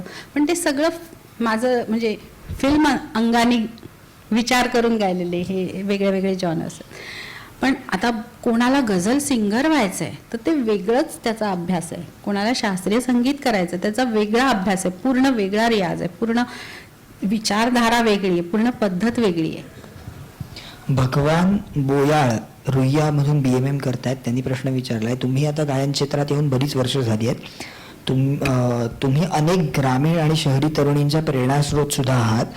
तर त्यांचा प्रश्न असा आहे की तुमच्या माहितीत असा कुठला ट्रस्ट किंवा संगीत गायन क्षेत्रात करिअर करणाऱ्या ग्रामीण मुलींना प्रशिक्षण देणारी संस्था आहे का, खास करून आजचे बदलते ट्रेंड लक्षात घेऊन करिअरचेच एकंदरीत? नाही, खूप छान प्रश्न आहे. पण मला असं ग्रामीण मुलींना जी उपयोगी होईल अशी संस्था काही आहे असं मला माहीत नाही. म्हणजे ती मुंबईत आहे का मुंबई बाहेर कुठे आहे वगैरे असं खरोखरच. पण ह्या दृष्टीने आता मी लक्ष देईन, कोणी असेल तर मी नक्की लक्ष ठेवेन की म्हणजे कुठपर्यंत शिक्षण पोचू शकतं आणि पोचलं पाहिजे ते त्याकडे मी लक्ष देईन. पण थँक्यू व्हेरी मच ह्याकडे पण माझं लक्ष वेधल्यामुळे. मगाशी जो प्रश्न मी म्हटलं मी नंतर विचारीन तो मला असं वाटतं आता तुम्ही खूप भाषांमध्ये गायला आहात आणि अशा खूप कमी गायिका असतील, रादर असतीलच एवढ्या 34-35 प्रादेशिक भाषांमध्ये, अगदी नेपाळीपासून दक्षिणेतल्या सिनेमातले आणि तुम्ही गाता हे आम्हाला माहिती आहे. तुम्हाला राष्ट्रीय पुरस्कारही मिळालाय तमिळ गाण्यासाठी. पण अगदी नेपाळी, भोजपुरी, इकडे गुजराती, ओडिया सगळ्या प्रकारच्या सगळ्या भाषांमधली गाणी तुम्ही गायलात. स्नेहल लांबेने विचारलाय प्रश्न की मराठी, हिंदी, इंग्रजी व्यतिरिक्त इतर भाषांमधली गीतं शिकताना आणि ती सादर करताना तुम्ही काय तयारी करायच्या आहात किंवा कशा प्रकारे अभ्यास तुम्हाला करावा लागतो? अनेक भाषांमध्ये मीच गायली असं नाही, खूप सगळे सिंगर्स गातात. म्हणजे माझं काही विशेष आहे असं नाही. पण फक्त एवढंच आहे की आता जे नॅशनल अवॉर्ड मिळालं ते तमिळमध्ये मिळालं. तर मला आता धक्काच बसला होता, कारण हे सगळं श्रेय जे आहे ना ते मी जसं आता मी तमिळमध्ये गायले तर मला तमिळ भाषा शिकायला नाही लागली. मी सांगितलं ना की मी फक्त उर्दू शिकले, जी वेगळी भाषा माझ्यासाठी. मराठी आहे, मराठी आणि हिंदी. बाकी इंग्लिशमध्ये मी अजून गायले नाही आहे. तर तमिळमध्ये गायले तेव्हा ते श्रेय आहे ना ते इलयाराजा सरांचं आहे. त्यांनी गाऊन घेतलं. त्यांनी ते वेस्टर्न आउटडोअरमध्ये मुंबईला झालेलं आहे गाणं त्यावेळी, आणि त्यांनी ते गाऊन घेतलं आणि खूप सुंदर गाणं आहे. आणि त्यांचं गाणं खूप सुंदर असतं, अवघड असतं. आणि कधी कधी तर म्हणजे चेन्नईला जेव्हा मी जाते तेव्हा त्यांना राजा सर म्हणतात. ते खूप जिनियस आहेत, तर त्यांना सगळे खूप आदरयुक्त भीती असते त्यांच्या समोर जातात तेव्हा. तर कधी कधी असं सिंगर्स बूथ वेगळा असतो ना, म्हणजे आपण काचेमधून असं ते नाही का हेडफोन लावून गातो, तर तसं नाही. कधी कधी असं ते मॉनिटर रूममध्ये इथे ते बसलेत, तर सगळा मॉनिटर पुढे आणि इथे माईक लावून आता गा ते फार अवघड जातं त्यांच्या समोर. पण ॲक्च्युली अवघड नाही जात, ते बरोबर गाऊन घेतात. आणि हे असं भाषा जे आहे ते जे म्युझिक डायरेक्टर आहेत, रायटर आहेत, म्हणजे तमिळचे आहेत, तर ते लोक करेक्शन करून घेतात. आता नेपाळीमध्ये मी बरीच गाणी गायले, तर नेपाळी साधना जी आप तर 60% नेपाळी आहे, तर 60% मला कळलं नाही. म्हणजे खूपशी गाणी माझी तिकडे हिट आहेत आणि नेपाळी त्यांना माझी म्हणजे भाषा पण चांगली गाते. आप बहुत अच्छा. असं मी सांगितलं ना, मराठी भाषा खूप समर्थ आहे आपल्या. फक्त एक मल्याळम भाषा चालते टाळ्या मराठी भाषेसाठी. तर फक्त साऊथच्या ज्या दक्षिणी भाषा आहेत त्याच्यामध्ये मी तमिळ गायले, कन्नड, तेलुगू, मल्याळम भाषेत पण मी गायले, पण त्याच्यामध्ये खूप अवघड आहे. त्याच्यामध्ये न न न 3 न र र र 3 र. मी कुठे गाता गाता मला हे सगळं क्लासिफिकेशन नाही जमलं. फार फार अवघड आहे माझ्यासाठी ती. पण श्रेया फार छान गाते मल्याळम, ती त्याच्यात सुद्धा एक्सपर्ट आहे. तर असं वेगवेगळ्या भाषात, पंजाबी, राजस्थानी, गुजराती, तर असं गायला मजा येते. बेंगॉलीमध्ये पण भरपूर गाणी आहेत. बेंगॉलीमध्ये तर गायला आरामात, इतकी गोड भाषा आहे, हे सगळं एकदम छान होऊन जातं. कंपोजिशन्स काय सुंदर सुंदर आहेत त्यांची, ती सगळी गायला मिळाली मला. तर असं अनेक भाषांमध्ये गाताना ती माणसं भेटतात, त्या स्टाईलनी गायला सांगतात. एक बेंगॉली म्युझिक डिरेक्टर, तर ते म्हणा साधनाजी, ते दुसरे कोणाला तर सांगणार तबला एकदम कॉम, हा तबला. तर मला खूप आवडलं, म्हणलं हे छान आहे. तर अशा तऱ्हेने त्यांचं गाता गाता अनेक मजा होत असतात. पण भाषेचं एक, आपल्या देशाची एक ही आहे की मला छान वाटतं की इतक्या भाषा आहेत, त्या भाषांमध्ये आपल्याला गायला मिळतंय आणि लोक अप्रिशिएट करतायत. अवॉर्ड मिळाला, अरे बाबा देवा, थँक्यू. साधनाजी, मला एक माझ्या डोक्यात प्रश्न होता की असं कुठलं एखादं गाणं आहे का जे इतर गायिकेने गायलंय आणि ते आपल्याला मिळालं असतं तर खूप आवडलं असतं? अशी अनेक कदाचित असतीलही, पण एक त्यातलं, आणि असं तुमचं एखादं गाणं जे तुम्ही गायलंयत आणि तुम्हाला आता असं वाटतं की रे माझ्याऐवजी समजा त्या गायिकेने गायलं असतं तर तिच्या आवाजाला ते जास्त सूट झालं असतं. अरे वा, खूपच छान. माझी अशी बरीच गाणी असतील की जी दुसऱ्यांनी गायली तरी चांगली गातील. बाकीच्यांची अशी अनेक गाणी असतात, मला अरे ये अच्छा था, मुझे मिलता तो नहीं. म्हणजे ते गाणं पण चांगलं असतं आणि ते कंपोजिशनमुळे आणि हिट झालं, म्हणजे हिट होणं ते नंतरचा भाग असतो, पण गाणं ऐकल्यावर वाटतं अरे हे गाणं छान आहे. मला जास्त मेलोडियस गाणी आवडतात, त्यामुळे तशा प्रकारची गाणी अनेक आहेत, जी अलकानी गायली आहेत, जी कवितानी गायली आहेत. असं वाटतं की छान छान गाणी आहेत, आपण पण मिळाली असती तर गायलो असतो. पण ह्याचा अर्थ मला खेद होतोय असा नाही, पण म्हणजे ते गाणं, ते कंपोजिशन ऐकून वाटतं अरे वा खूप सुंदर. पण ह्याचा अर्थ त्यांनी पण खूपच छान, आणि माझी अशी अनेक गाणी ते सहजपणे त्यांनी गायली, असं काही नाही. पण नाही. म्हणजे असं की तुम्हाला वाटतं का असं की हे गाणं समजा त्यांनी गायलं असतं तर कदाचित वेगळा परिणाम साधला असता?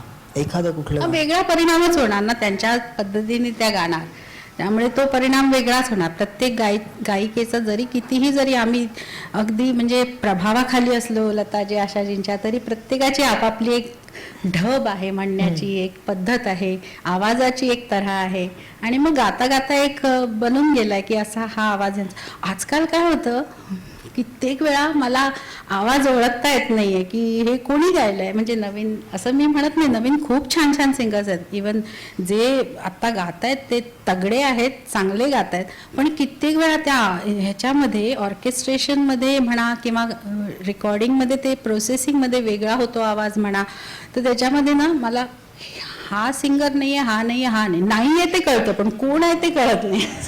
मी त्याच प्रश्नाकडे वळते ऍक्च्युली. आत्ताचं कंपोजिशन म्हणजे अगदी लेटेस्ट गेल्या 5-6 वर्षाचा विचार केला तर खूप वेगळ्या प्रकारचं संगीत ऐकू येतंय आपल्या सिनेमा, चित्रपटांमध्ये पण, आणि इंडिव्हिज्युअल अल्बम जे करतायत त्याच्यामध्ये पण. बीट जास्त आहेत आजच्या म्युझिकमध्ये, आणि आपण एवढं सगळं हे सांकेतिक गप्पा मारतोय, त्याच्यामध्ये इतकं सगळं कळतंय की हे खूप अवघड आहे गाणं, असं एका बाजूला वाटतंय. त्याच वेळेला नॉन सिंगर्स खूप येत आहेत गायला. मी नॉन सिंगर आहे आणि मी गातोय, सेलिब्रिटी आहेत आणि ते गात आहेत, आणि ते जे काही जादू आहे ना ऑटो ट्युनर नावाची, त्यामुळे हे सहज शक्य होतंय. तर आता तुमच्यासारख्या गायिकेला आजच्या या एकूण बदलत्या संगीताविषयी नेमकं काय वाटतं? म्हणजे जसं तुम्ही मगाशी म्हटलं तसं आवाज ओळखू येत नाहीये तुम्हाला गायकाचा, अशा पद्धतीचं ते बीट किंवा म्युझिक अरेंजमेंट त्या पद्धतीची आहे. तुमच्यासारख्या गायिकेचं याविषयी काय म्हणणं आहे, काय वाटतं तुम्हाला या सगळ्याविषयी? आता मी ज्या तऱ्हेने प्रवास केलाय संगीताचा, जे शिक्षण घेतलंय, माझी जी विचारधारा बनली आहे ती अशीच आहे की चांगलं शिकायचं, चांगलं गायचं, चांगले उच्चार कळले पाहिजेत, शब्द कळले पाहिजेत, किंवा आवाज असा लावायचा, किंवा हे असं मेलोडी आणि हे तिकडे लक्ष आहे. पण असं जरुरी नाही. आता इतकी वेगवेगळ्या प्रकारची गाणी येत आहेत, इतक्या म्हणजे खूपसा असा वेस्टर्न इन्फ्लुएन्स खूप आहे गाण्यांवर, म्हणा म्हणजे गायकीवर सुद्धा, तर ते त्या प्रकारने गाणं, मग ते शब्दांची मोडतोड पण तशीच होते. म्हणजे जे स्कॅनिंग पाहिजे एखाद्या हिंदीप्रमाणे किंवा मराठीप्रमाणे, ते त्या वेस्टर्न ढंगाने म्हटल्यावर तो शब्द पण असा वेगळा मोडला तोडला जातो आणि मग ते एक वेगळंच फील येतं. आणि मग ते त्या प्रकारे म्हणणं, ते थोडा एफर्ट करायला लागतो. म्हणजे ज्या प्रकारे मी शिकली आहे त्या प्रकारे. पण आताचं जे चाललेलं आहे त्याच्याबद्दल मला असं वाटतं की जसं आम्ही प्रयत्न करतोय की मेलडी कायम राहावी, चांगले शब्द लोकांपुढे यावेत, चांगलं काव्य, तसं लोकांनी सुद्धा तेवढंच उचलून धरावं जी चांगली गाणी आहेत. म्हणजे हे सगळ्यांचंच म्हणतात ना मिलाजुला एफर्ट आहे. असं नाही आहे की फक्त आम्हीच चांगलं गात बसायचं, आम्ही इकडे कोपऱ्यात जाऊन दुसरे असं नाही. जे चांगलं गाणं तुम्हाला वाटतं ते तुम्ही पण तेवढ्याच ताकदीने उचलून धरा. मग जे देणारे आहेत, ज्यांच्या हातात आहे की हे गाणं रेकॉर्ड करून तुमच्या पुढे ठेवायचं, त्यांना पण वाटेल नाही नाही नाही चांगली गाणी लोक ऐकतायत. म्हणजे जसं आमचं हे आहे तसं तुमचं पण आहे, असं म्हणजे जनतेचं सुद्धा आहे. म्हणजे हे सगळ्यांचं मिळून एक असं कार्य असलं पाहिजे. भास्कर देशपांडे यांनी प्रश्न विचारलाय, तो मला खात्री आहे की आमच्या दोघांच्याही मनातला प्रश्न आहे. म्हणजे माझा तर आहेच, पण अरुंधतीचाही असेल. रियालिटी शो मध्ये लहान मुलांचं अति कौतुक होतं, त्यात कितपत तथ्य आहे? आणि त्याला जोडून आमच्या दोघांच्या मनातला प्रश्न, रियालिटी शो मुळे खरंच काही संगीताचा विकास वगैरे होतो का? होतं का? हो, सगळ्यांच्या मनात प्रश्न असतो भास्करजी. तुमच्या आणि तुमच्याही मनात आहे, माझ्याही मनात आहे. तर कधी कधी की कधी कधी ना मुलं खूप चांगली गातातच. म्हणजे आपण मुलांचं ऐकलं ना की जरा जास्त कौतुकाने आणि प्रेमानेच ऐकतो, पण कधी कधी खूपच खरंच चांगली छान आहे. तर कधी कधी नाही, आपण आता फक्त साधूनजींचाच आवाज ऐकायला आलोय, त्यामुळे खरंच सूचना ह्या करायला लागून आहेत दादर सारख्या, रुईया सारख्या कॉलेजच्या ठिकाणी. तर कधी कधी खूपच चांगले गातात. आणि जसं मला असं वाटतं की त्या मुलांना त्या वयात जेवढं कौतुक तेवढंच त्यांना बाजूच्या वास्तवाची पण तेवढीच जाणीव हळूहळू दिली पाहिजे. आणि गाणं म्हणजे काय हे त्यांना अजून ऐकवून, म्हणजे अनेक मोठ्या मोठ्या लोकांचं गाणं ऐकवून त्यांना पुढे अजून खूप करायचं आहे, पुढे अजून आहे, हे म्हणजेच सर्व नाही, हा इथे शेवट नाही, हे पण हळूहळू त्यांच्या डोक्यात घालायचं. आणि मुलांना शिकवणं हे खूप अवघड असतं असं मला वाटतं. म्हणजे त्यांचं ते विश्व असतं ना, ते वेगळं असतं आणि आपण त्यांना ते म्हणून मला शिकवणे जमत नाही खरं. तर ती एक नॅक असते. तर मुलांना असं खूप त्यांना प्रोत्साहन पण द्यायचं, त्याच वेळी त्यांना अजून खूप करायचं आहे हेही डोक्यात घालायचं. आणि अशा तऱ्हेने त्यांचं ग्रूमिंग व्हायला पाहिजे असं मला वाटतं. प्रकाश घोडके यांनी एक प्रश्न विचारलाय. गाणं गाताना आपल्याला गीतकाराने लिहिलेला एखादा शब्द खटकला किंवा आवडला नाही, तर गायक म्हणून त्या शब्दाला वेगळा शब्द द्यावा असं किंवा सांगावा असं आपल्याला वाटतं का? आपण असं केलं आहे? हो हो, नक्कीच असं वाटतं. म्हणजे तिथे नाही नाही हे ना असं म्युझिकल वाटत नाही हा शब्द. आता मला आता एक्झाम्पल नाही आठवत आहे, नाही तर मी नक्की उदाहरण देऊन सांगितलं असतं की हा शब्द नव्हता वाटत बरोबर म्हणून. पण असं अनेक वेळा होतं की नाही नाही ह्या सगळ्या ह्याच्यामध्ये हा शब्द आहे ना तो नाही जमत आहे किंवा तो म्युझिकली नाही खटकतोय, ते होतं. आणि मध्ये मध्ये काय झालं होतं, असं ते डबल मिनिंगची आणि अशी गाणी भरपूर आली होती. आणि त्यावेळी मला पण अशी एक दोन गाणी, म्हणजे माझी तशी इमेज नाही की ही मी फास्ट गाणी गाते किंवा अशी जास्त, तरी सुद्धा ती माझ्यापर्यंत आली गाणी. मी स्टुडिओत गेल्यावर कळलं अरे बापरे हे मला काय जमणार नाही असं माझ्या लक्षात आलं. मग मी त्यांना पोलाइटली सांगितलं की बघा इतकं तुमचं गाणं आहे जे तुमच्या दृष्टीने खूप इम्पॉर्टंट, पण हे गाणं मी तेवढा न्याय नाही देऊ शकणार, कारण मी तेवढं ते मनापासून गाऊच शकणार नाही, कारण मला ते शब्दच खटकतायत. असं पण होतं.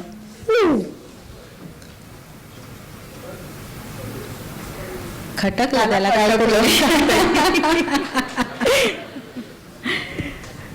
हीच गोष्ट मला आयटम सॉंगच्या बाबतीत पण विचारायची आहे. तुमच्या मते आयटम सॉन्ग गायला वेगळ्या पद्धतीचं कौशल्य गायकात असायला हवं असं तुम्हाला वाटतं का? आणि गायकाच्या मार्फत आयटम सॉंगला काही न्याय वेगळा दिला जातो का ते फक्त कॉस्ट्युम आणि तिथे नाचणाऱ्या नायिकेच्या थ्रूच दिलं जातं? नाही, पहिलं गाणं रेकॉर्ड होतं ना, त्यामुळे गाणं गायक जो गातो किंवा गायिका त्यांनी काय ॲटिट्यूडनी गायलं आहे त्याच्याप्रमाणे ते जास्त मग त्या ॲक्टरला कळतं की असं गायचं आहे, किंवा त्यांना माहीतच असतं आपल्याला हे मुवमेंट्स आहेत, ते मुवमेंटप्रमाणे जातात, फेशियल एक्सप्रेशन. पण गाणं पहिलं रेकॉर्ड झालेलं असतं, त्यामुळे गायकाला किंवा त्याला लक्षात घेऊनच घ्यायला लागतं की मी हे काय गाते, काय गातोय आणि कसं यायला पाहिजे पडद्यावर, तर त्यांना तो जोम येईल करायला. असं कधी झालंय तुम्ही एखादं गाणं मनापासून गायलंय, गाताना तेवढं खटकलं नाहीये, पण पिक्चरायझेशन नंतर कदाचित थोडा पश्चाताप झालाय, असं झालंय कधी?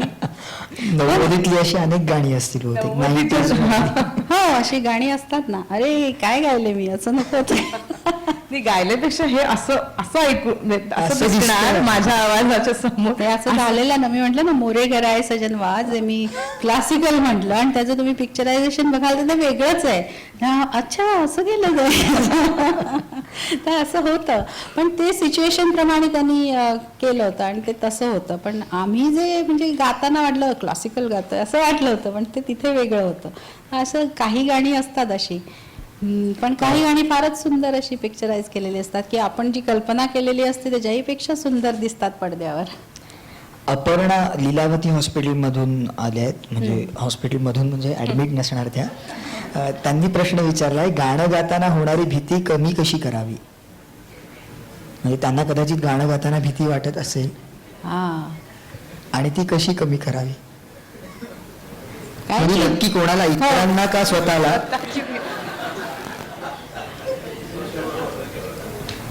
काय नाही व्हायचं नाही, म्हणजे आता काय गाताना तुम्ही समोरच्यांचं बंद करायचं, तुम्ही बंद करा, मी गाते. ते आपण जेवढी तयारी करून जाऊ ना तेवढी भीती आपोआप कमी होते. आणि उगाच निगेटिव्ह थिंकिंग केलं की सगळ्यांनाच माहिती की भीती वाटत राहते आणि आपण नकारात्मक विचार वगैरे ते सगळं आहे, पण हे सगळं हळूहळू कमी होतं. आपण जितकं तयारीने गाऊ, जितकं तयारी म्हणजे प्रॅक्टिस करू, त्या प्रॅक्टिसमुळे आपोआप भीती कमी होते. साधनाजी, मला प्रश्न असा की तुमचं असं कधी झालंय का की म्हणजे साधारण संगीताच्या क्षेत्रात असलेली लोक अशी, त्यांना अनम्युझिकल गोष्टी खूप खटकत असतात कानाला, की म्हणजे आता साधारण मी समजा बोलतोय तर मी पण सुरात बोलत नाहीये हे त्यांना सतत जाणवत असतं असं, तर तुमचं असं कधी होतं का? आणि त्याचा म्हणजे इतरांना कधी हे झालाय का त्रास? म्हणजे फॉर एक्झाम्पल तुमच्या घरी कोणीतरी गातंय जे पॅरामीटर्स प्रमाणे गात नाहीये आणि त्याचा अरे बास कर, नको गाऊ, जसं कधी होतं का? किंवा आजकालच्या अनेक, किंवा मी म्हटलं तसं म्हणजे कुणी गातं ना तर त्या गाण्याचा ते ऐकून कधी त्रास होतो का तुम्हाला? आणि तुम्ही कधी त्याविषयी काही बोलून नाही, आता सगळ्यांनाच होतो. म्हणजे मी काय, कोणीही असं विचित्र काही गायला लागलं किंवा कळतंय की नाही एवढं तितपतच आहे गाणं, पण जेवढं पाहिजे त्यापेक्षा जास्तच चढवलंय, ते सगळं कळतं ना, तर ते खटकत असतं. पण प्रत्येक वेळेस आपण बोलू शकतो किंवा बोलतो असं नाही. आणि सांगीतिक दृष्टीने मग प्रत्येकाचं एक वेगळं वेगळं ऑडियन्स असतो, प्रत्येकाचा वेगवेगळा चॉईस असतो, नाही का? म्हणजे मला जे वाटतं रे हे कसं काय असं, हे सिंगर कसे, पण तरी त्यांचा ऑडियन्स आहे, त्यांना आज भयंकर फॅन्स आहेत, असे पण लोक असतात. तर एकच एक मत ठेवू नाही शकत आपण या क्षेत्रामध्ये किंवा कुठच्याही क्षेत्रामध्ये एकच असं नसतंच. हे खूप चेंज होत राहतं आणि आता तर पटापट सगळं बदलत आहे. गाणंही येतंय जातंय इतक्या फास्ट सगळं झालेलं आहे, तरी सुद्धा ह्याच्यामध्ये मेलोडी टिकून आहे आणि चांगले शब्द हे अजूनही टिकून आहेत. या क्षेत्रात काम करणाऱ्या सर्वच म्हणजे लोकांना विचारावा असा माझ्या मनात एक नेहमी प्रश्न असतो. आत्ताचं जग जे तुम्ही म्हणलात ते सगळं मालकी हक्क, कॉपीराईट्स या सगळ्या विषयी बोलतो आपण. इंटेलेक्च्युअल प्रॉपर्टी राईट्सही असतात. कलेच्या संदर्भातली लोक खूप जागृती निर्माण झाली, ही चांगली गोष्ट आहे. म्हणजे एखादी गोष्ट तुमची आहे तर ती तुमच्या नावाने प्रसिद्ध झाली पाहिजे. गाणं ही गोष्ट कुणाच्या मालकीची असावी. हा म्हणजे त्याच्यात प्रश्न म्हणजे वादाचा मुद्दा असा होता की रॉयल्टी एक्झॅक्ट. आणि गायकांना आतापर्यंत माझ्या मते कधीच आपल्या नाही मिळत भारतात होती. तर असं उदाहरण नाहीच आहे. लताजींनी पहिल्यांदा सांगितलं. त्यांच्यामुळे कळलं की रॉयल्टी मिळायला पाहिजे आणि ते आम्ही सर्वच गायक गायिका मिळून आता असं एक हे केलेली आहे सिंगर्स असोसिएशन, की ज्याच्यामुळे गायक गायिकांना त्यांची गाणी जेव्हा जेव्हा वाजतील तेव्हा रॉयल्टी मिळेल असं एक हे झालेलं आहे. आणि जसं मी म्हटलं ना, हे कॉन्ट्रीब्युशन खूप जणांचं असतं. एक गाणं जेव्हा हिट होतं तेव्हा फक्त गायकाचंच किंवा फक्त कंपोजरचंच किंवा फक्त डायरेक्टरचंच किंवा ॲक्टरचं नसतं. ते गाण्यामध्ये जितके घटक असतात त्या सगळ्यांचं कॉन्ट्रीब्युशन असतं आणि प्रत्येकाला त्याचा त्याचा हिस्सा मिळाला पाहिजे असं मला पण वाटतं. म्हणजे गायक गायिका आपल्या तऱ्हेने ते म्हणत असतात म्हणून ते तितकं छान किंवा तितकं जमलेलं असतं. दुसरा गायक दुसऱ्या पद्धतीने गाईल, पण जेव्हा गाणं हिट होतं नक्कीच त्याच्यामध्ये सगळ्यांचं कॉन्ट्रीब्युशन आहे. उषा सुरडकर यांनी प्रश्न विचारलाय. खरं तर तो शेवटचा प्रश्न म्हणून घ्यायला हरकत नव्हती, पण तुम्हाला विचारतो, तुमच्या आतापर्यंतच्या आयुष्यातलं तुमचं सगळ्यात आवडतं पण तोच गाणं? प्रश्न आहे आणि शेवटचं ह्यालाच म्हणून खाली ठेवलेला आहे. सीमा जोशी दादर यांनी आणि तोच त्यांनी प्रश्न विचारला. पुढलं हे पण आहे त्याच्यामुळे शेवटचं की ते गाऊन दाखवलं तर आभारी आहे. अगदी तसंच आहे. कारण तुम्हाला त्याने सीमा जोशी यांनी म्हटलं की आम्हाला तुमची सगळीच गाणी खूप आवडतात, पण तुमचं स्वतःचं सर्वात आवडतं गाणं कुठलं आहे आणि ते आम्हाला पण ऐकायला आवडेल. अच्छा, शेवटचा प्रश्न आहे ना? नाही असं आहेत लोकांचे प्रश्न. लोकांचे प्रश्न आहेत, हा शेवटी घेऊया. मला अनेक गाणी आवडतात. पहिला नशा पण आवडतं, कारण माझं ते करिअर जेव्हा माझं असं टेक ऑफ झालं या गाण्याने तर खूपच बूस्ट मिळालं. पहिला नशा जेव्हा रेकॉर्ड केलं फिल्म सेंटरमध्ये, मी जतीन ललित त्यांना नेहमी मी थँक्स म्हणते.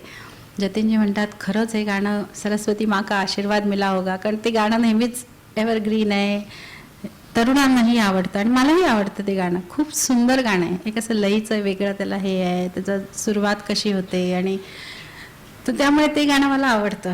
ते मी तुमच्यासाठी म्हणते. चाहे तुम कुछ ना कहो मैंने सुन लिया के साथी प्यार का मुझे चुन लिया मैंने सुन लिया. पहला नशा पहला खुमार नया प्यार है नया इंतजार कर लूं मैं क्या पुनः ऐ दिले बेकरार मेरे दिले बेकरार तू ही बता. पहला नशा पहला खुमार. क्या बात आहे. हे गाणं साधनाजींच्या खूप दुसऱ्या कुठच्याच आवाजात नाहीच. मी इमॅजिनच नाही. तू मगाशी प्रश्न विचारलास ना, मला असं वाटतं हे आणि अशी बरीच आहेत अर्थात, पण पहिला नशा म्हणल्यावरती पहिले तुमचाच आवाज कानात आमच्या कायम. थँक्यू. असंच हे प्रेम माझ्याजवळ राहून दे तुमचं.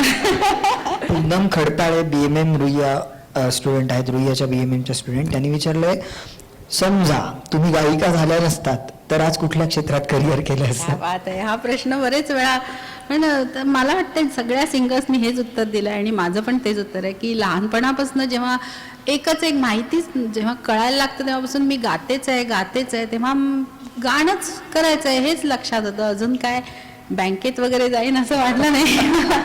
का माहिती आहे का, मी कॉमर्स स्टुडंट आहे. डहाणूकर कॉलेजला गेले होते, मग NM कॉलेजला 1 वर्ष, पण करत करत शेवटी काय गाण्याकडेच आले. म्हणजे ते कॉमर्स कुठेच कामाला, इव्हन गाण्यात सुद्धा कामाला नाही आलं. पण म्हणजे नाही, दुसरं काही नव्हतं माहिती की असं करायचंय. त्यामुळे गाणं होत गेलं. देवाची कृपा आहे, तुमचं सर्वांचं प्रेम आहे.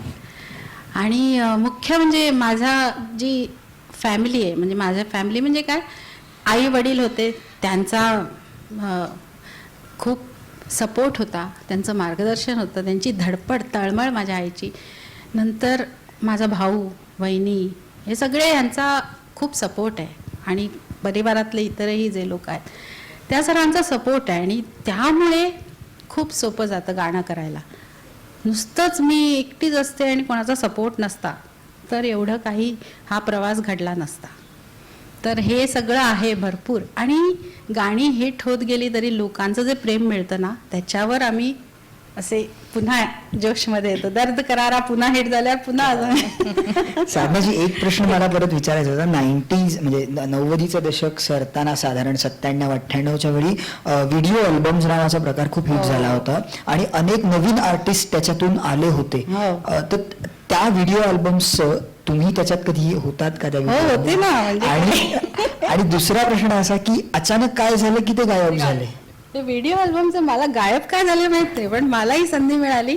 एक माझं कोणतं ओ माय लव्ह म्हणून एक व्हिडिओ आला होता, त्याच्यामध्ये मी असं मला वाटायला लागलं मी हिरोईनच झाले, असं मस्त त्यावेळी व्हिडिओचं शूटिंग वगैरे व्हायचं. आणि एक फिल्म आली ती हंगामा, त्याच्यामध्ये चैन आपको मिला, त्याच्यामध्ये शान आणि मी असे असे गातोय असं एक आणि परेश रावल, आणि ते सगळं खूप छान ह्युमरस हे होतं सिच्युएशन. तर त्याच्यामध्ये आम्ही चेन्नईला जाऊन ते शूटिंग केलं होतं. तर तेव्हा खूप मजा आली आणि अजून अरे बाप, पडद्यावर आपण पण आहोत म्हणजे असं छान वाटतं. पण तेवढंच, तितपतच, बाकी काही म्हणजे जास्त पण नाही. त्यावेळी तुम्ही ऍक्च्युअल गायला होतात का ते फक्त लिपसिंग केलं होतं? म्हणजे मी गायले होते ना ते गाणं. नाही, गाणं तुम्हीच गायलं, पण ऍक्च्युअल पिक्चरायझेशनच्या वेळी व्हिडिओ मध्ये जे दिसतं ते तुम्ही लाईव्ह गात असताना हो, ते- व्हिडिओ केलेला आहे का, असा प्रश्न आहे. नाही नाही, आम्ही त्या पार्टीमध्ये गातोय दोघं असं दाखवलेलं. हो हो हो, नाही पण ते त्यामुळे प्रत्यक्ष तुम्ही तुमचा आवाजही येत होता का हो. लिपसिंग चालू होतं? आम्ही लिपसिंग करत होतो, जे आम्ही आधी रेकॉर्ड केलं. म्हणजे ऍक्टिंगच करत होतो. हा, ऍक्टिंग केलेलं आहे. जयंत घाडगे यांनी प्रश्न विचारलाय, गायकाला सर्वश्रेष्ठ गायक केव्हा म्हणायचं आणि का? जयंत घाडगे पण यांनी कोणी प्रश्न म्हणायचं? विचारला. हो, आणि कुणी म्हणायचं त्यांनी नाही विचारलेलं. म्हणजे ऐकणाऱ्यांनी म्हणायचं, त्यांना आवडलं की म्हणायचं, त्यांना जे मनाला आवडेल की हे यांचं गाणं ऐकून मला विसरायला होतं सगळं जग, यांचंच गाणं मला आवडतं, बाकीच्यांचं जरा ठीक आहे पण यांचं जास्त, ते सर्वश्रेष्ठ, असं माझ्या मते. प्रत्येकाची आवड आहे. अजित वस्त यांनी विचारले की लताजी आशाजींबरोबर तुम्ही म्हणजे त्यांच्याकडून तुम्हाला प्रेरणा मिळाली, त्यांच्याबरोबर तुमचा डायलॉग पण झालेला आहे. सुमन कल्याणपूर यांच्याबरोबर तुमचा कधी म्हणजे संबंध आला का, आणि तुमच्यावर प्रभाव आणि प्रेरणा त्यांच्याकडून कितपत मिळालेली आहे तुम्हाला? खूप छान प्रश्न आहे, कारण सुमनताईंचं गाणं मला नक्कीच खूपच आवडतं. खूपच इतकं तरल, इतका सुंदर आवाज, इतकं गोड गाणं. पण दुर्भाग्य की अजून असा काही संबंध आला नाही किंवा त्यांच्याबरोबर काही गाणं किंवा असं भेटण्याची पण संधी नाही मिळाली अजून. तर म्हणजे नाही, लताजींबरोबर, आशाजींबरोबर कुठे ना कुठे भेट होते जसं मी सांगितलं, पण नाही असं काही इंटरॅक्शन झाली नाही. लाईव्ह परफॉर्मन्सेस बद्दल मला विचारायचं, तुम्ही तुमच्या गाण्यांचे परफॉर्मन्स कार्यक्रम करता वेगवेगळे, त्याच्यामध्ये आलेला कुठचा अनुभव सांगू शकाल का? तिथे काही वेगळी तयारी करून गावं लागतं का लाईव्ह परफॉर्मन्सच्या वेळी? कारण असं खूप आपल्याकडे गायक आहेत, तुमचे हरिहरनजींचे पण काही प्रोग्राम्स असतात, ते खूप इम्प्रोव्हायझेशन करतात. म्हणजे जसं चित्रपटात गाणं असतं तसं ते अजिबातच गात नाही. म्हणजे जे सिनेमातलं गाणं ऐकायला आलेले असतात त्यांचा भ्रमनिरास होतो, पण जे संगीत प्रेमी असतात ते खूप खुश असतात अशा पद्धतीच्या. तर तुम्हाला आवडतं का अशा, म्हणजे तुमच्या सहगायकांबरोबरच्या पण आठवणी आम्हाला ऐकायला आवडतील लाईव्ह परफॉर्मन्सेस मधल्या वेगवेगळ्या सहकलाकारांच्या, आणि तुम्हाला पर्टिक्युलरली काय जास्त भावतं? मला सर्व प्रकारचं, जसं आता हिट गाणी आहेत ती सगळी म्हणायला आवडतात. मग मी त्या गाण्यांची मेडली बनवते. मग कधी कधी जसं इम्प्रोवाइज करायचं फार मी नाही करत, थोडीफार कधी करते, पण जेव्हा अनप्लग टाईपनी गाते कधी कधी खूप फरमाईश येतात, जसं तेरी उम्मीद तेरा इंतजार करो, ते सगळं, किंवा दुसरी कोणती गाणी आहेत, मग ती मी काय करते, असे 2-2 लाईन्स ऐकवते त्या, म्हणजे अनप्लग टाईप. म्हणजे त्यावेळी एखाद वेळी म्युझिशियन्सचं ती गाणी तयार पण नसतात, त्यामुळे मी अशी ऐकवते. तेव्हा सुद्धा खूप छान वाटतं लोकांना ती असं ऐकायला. नुसतं म्हणजे ऑर्केस्ट्रा नाही, पण नुसतं आवाजात 4-4 लाईन्स मी गाते, मुखडे ते सुद्धा आवडतं. तो एक भाग होऊन जातो. आणि मग नंतर फास्ट गाणी, कारण प्रत्येक वेळी ना स्टेजवर सॉफ्ट गाणी जास्त वेळ नाही, नॉर्मली ऑडियन्सला ती नाही. आणि मी हे पाहिलं की फास्ट गाणी पण आवडतात, बॅलन्स ठेवला तर लोकांना जास्त आवडतो. इवन मी जुनी गाणीही म्हणते स्टेजवर. आणि मी हे पाहिलं की आपल्या देशात किंवा परदेशामध्ये जाऊन सुद्धा मी जेव्हा गाते सेम आवड आहे सगळ्यांची, इथे पण आणि तिथे पण आपण सगळे कनेक्टेडच आहोत शेवटी. त्यामुळे काही वेगळं वाटत नाही आणि माहिती असतं की लोकांना साधारण हे आवडतं, असं गाऊन गाऊन अंदाज येतो. बरोबर. साधनाजी, रिमिक्स या बाबतीत, म्हणजे रिमिक्स हा प्रकार किंवा फ्युजन या बाबतीत तुमचं काय मत आहे? कारण रिमिक्स हा प्रकार आशाजींनी सुद्धा कुठेतरी करून बघितला, त्यांनी सुद्धा ते पडताळून बघितलं असेल. पहिला नशाचं रिमिक्स आलं होतं, अगदी लगेच तो म्हणजे व्हिडिओ होता तो. तर तुमचं काय मत आहे? माझं काही मत नाही याच्याबद्दल. रिमिक्स करायचं त्यांनी करून दे. लोकांना आवडलं तर ते ऐकतील, म्हणजे ज्यांना रिमिक्स आवडलं असेल तर ते ऐकतील. तर मला काही काही वेळा असं वाटतं हां हे छान झालं आहे रिमिक्स, पण ओरिजिनल मला जास्त ऐकायला, कारण ते कानात बसलेलं असतं, मनात बसलेलं असतं. त्यामुळे मी असं अजून माझंच गाणं मी अजून रिमिक्स करून नाही गायलेले अजून काही असं. पण दुसऱ्यांनी रिमिक्स केले, हर किसी को नहीं मिलता, नीले नीले अंबर. नीले नीले अंबर म्हणजे मी नीले नीले अंबर फिल्ममध्ये नाही आहे, पण त्या ट्रॅकवर मला पूर्ण ते गाणं गायला मिळालं. त्यामुळे ते गाणं माझ्यासाठी खूप छान आहे, कारण ते किशोरदानी गायलेलं आहे. फिल्ममध्ये किशोरदांचं आहे, पण त्यावेळी मी म्हणजे हे गाणं मला गायला मिळणार आणि पूर्ण ट्रॅकवर पूर्ण गाणं, आणि ते आहे यूट्यूबवर येतं. तर ते एक गाणं म्हणजे त्याचं पण रिमिक्स झालेलं आहे, म्हणून ते आत्ता नीले नीले अंबर आठवलं.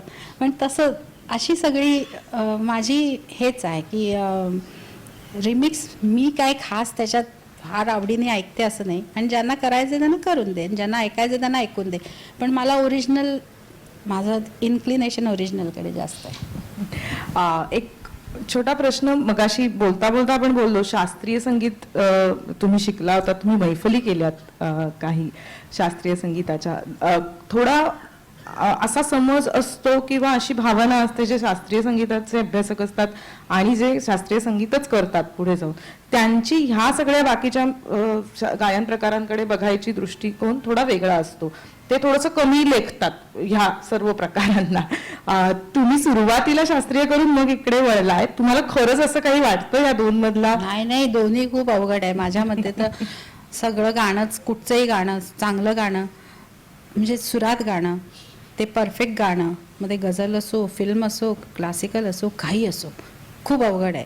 आणि ते करत करत राहा तुम्ही, कधी सूर फिसलेल ना माहिती नाही पडत ते. त्यामुळे गाणं कुठचाही प्रकार हा कुठच्याही बाबतीत कमी नाही असं मला वाटतं. कार्यक्रमाच्या शेवटाकडे येऊया आपण, आणि तुम्हाला असंच आम्ही शेवट करणं बरोबर नाहीये. तुम्ही म्हणजे आमच्या दोघांच्या अशा बेसूर म्हणजे सूर हटके असलेल्या काहीतरी आवाजांनी शेवट करण्यापेक्षा तुमच्या म्हणजे फरमाईश म्हणा हवं तर, तुम्ही जे बोलत होतात त्यालाच पुढे नेणार आहे थोडंसं. तुमचंच गाणं आहे ऐश्वर्या राय वरती पिक्चराइज केलेलं. तर त्याच्यात तेच म्हटलंय की मनापासनं साजेदिल छेडो ना आणि गाऊ ना, म्हणजे माझी तेच म्हणणं आहे तुम्हाला, गाऊ ना असं आहे का ते? नाही. आणि तुमचा असं नाही आहे अनम्युझिकल नाही, खूप म्युझिकल आहे, ते रिफ्लेक्ट होतं ना.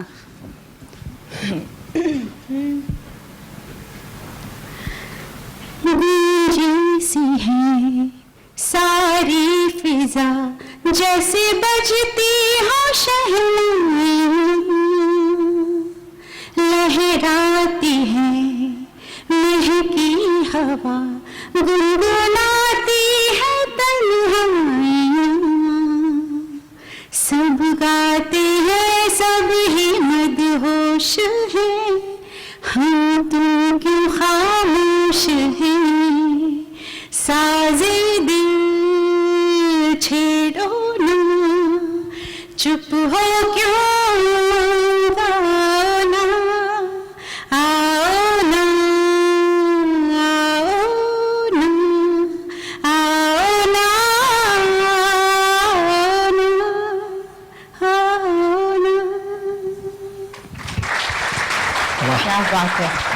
याच्यानंतर आता आम्ही काहीच बोलत नाही. आपल्या सगळ्यांच्या वतीने साधारणतः तुम्ही आमची संध्याकाळ खरंच खूप खूप स्वरमयी आणि खूप वेगळ्या विश्वात जाणारी केलीत. आपल्या सगळ्यांच्या वतीने मी केसरीभाऊ पाटील आणि मिसेस पाटील यांना विनंती करते की आमच्या सगळ्यांच्या वतीने तुमचे आभार मानावेत. आणि केसरीभाऊ. एक छोटीशी भेटवस्तू ही खरं म्हणजे मी सर्वांचेच तुमचे आभार मानते आणि मला हे तुमचे आशीर्वाद मिळणार आहेत आणि लोकसत्ताची पण मी खूप आभारी आहे की ही संधी मला दिली. इथे इतके चांगले चांगले विचारवंत येतात, मी खूप ऐकलंय आणि ह्या एवढ्या याच्यामध्ये मला बोलावलं आणि तुम्ही एवढ्या मोठ्या संख्येने एवढा वेळ काढून आलात, एवढ्या प्रेमाने ऐकलत माझी बडबड, त्याबद्दल मी तुमची खूप खूप आभारी आहे. धन्यवाद. मग माईक ठेवू का?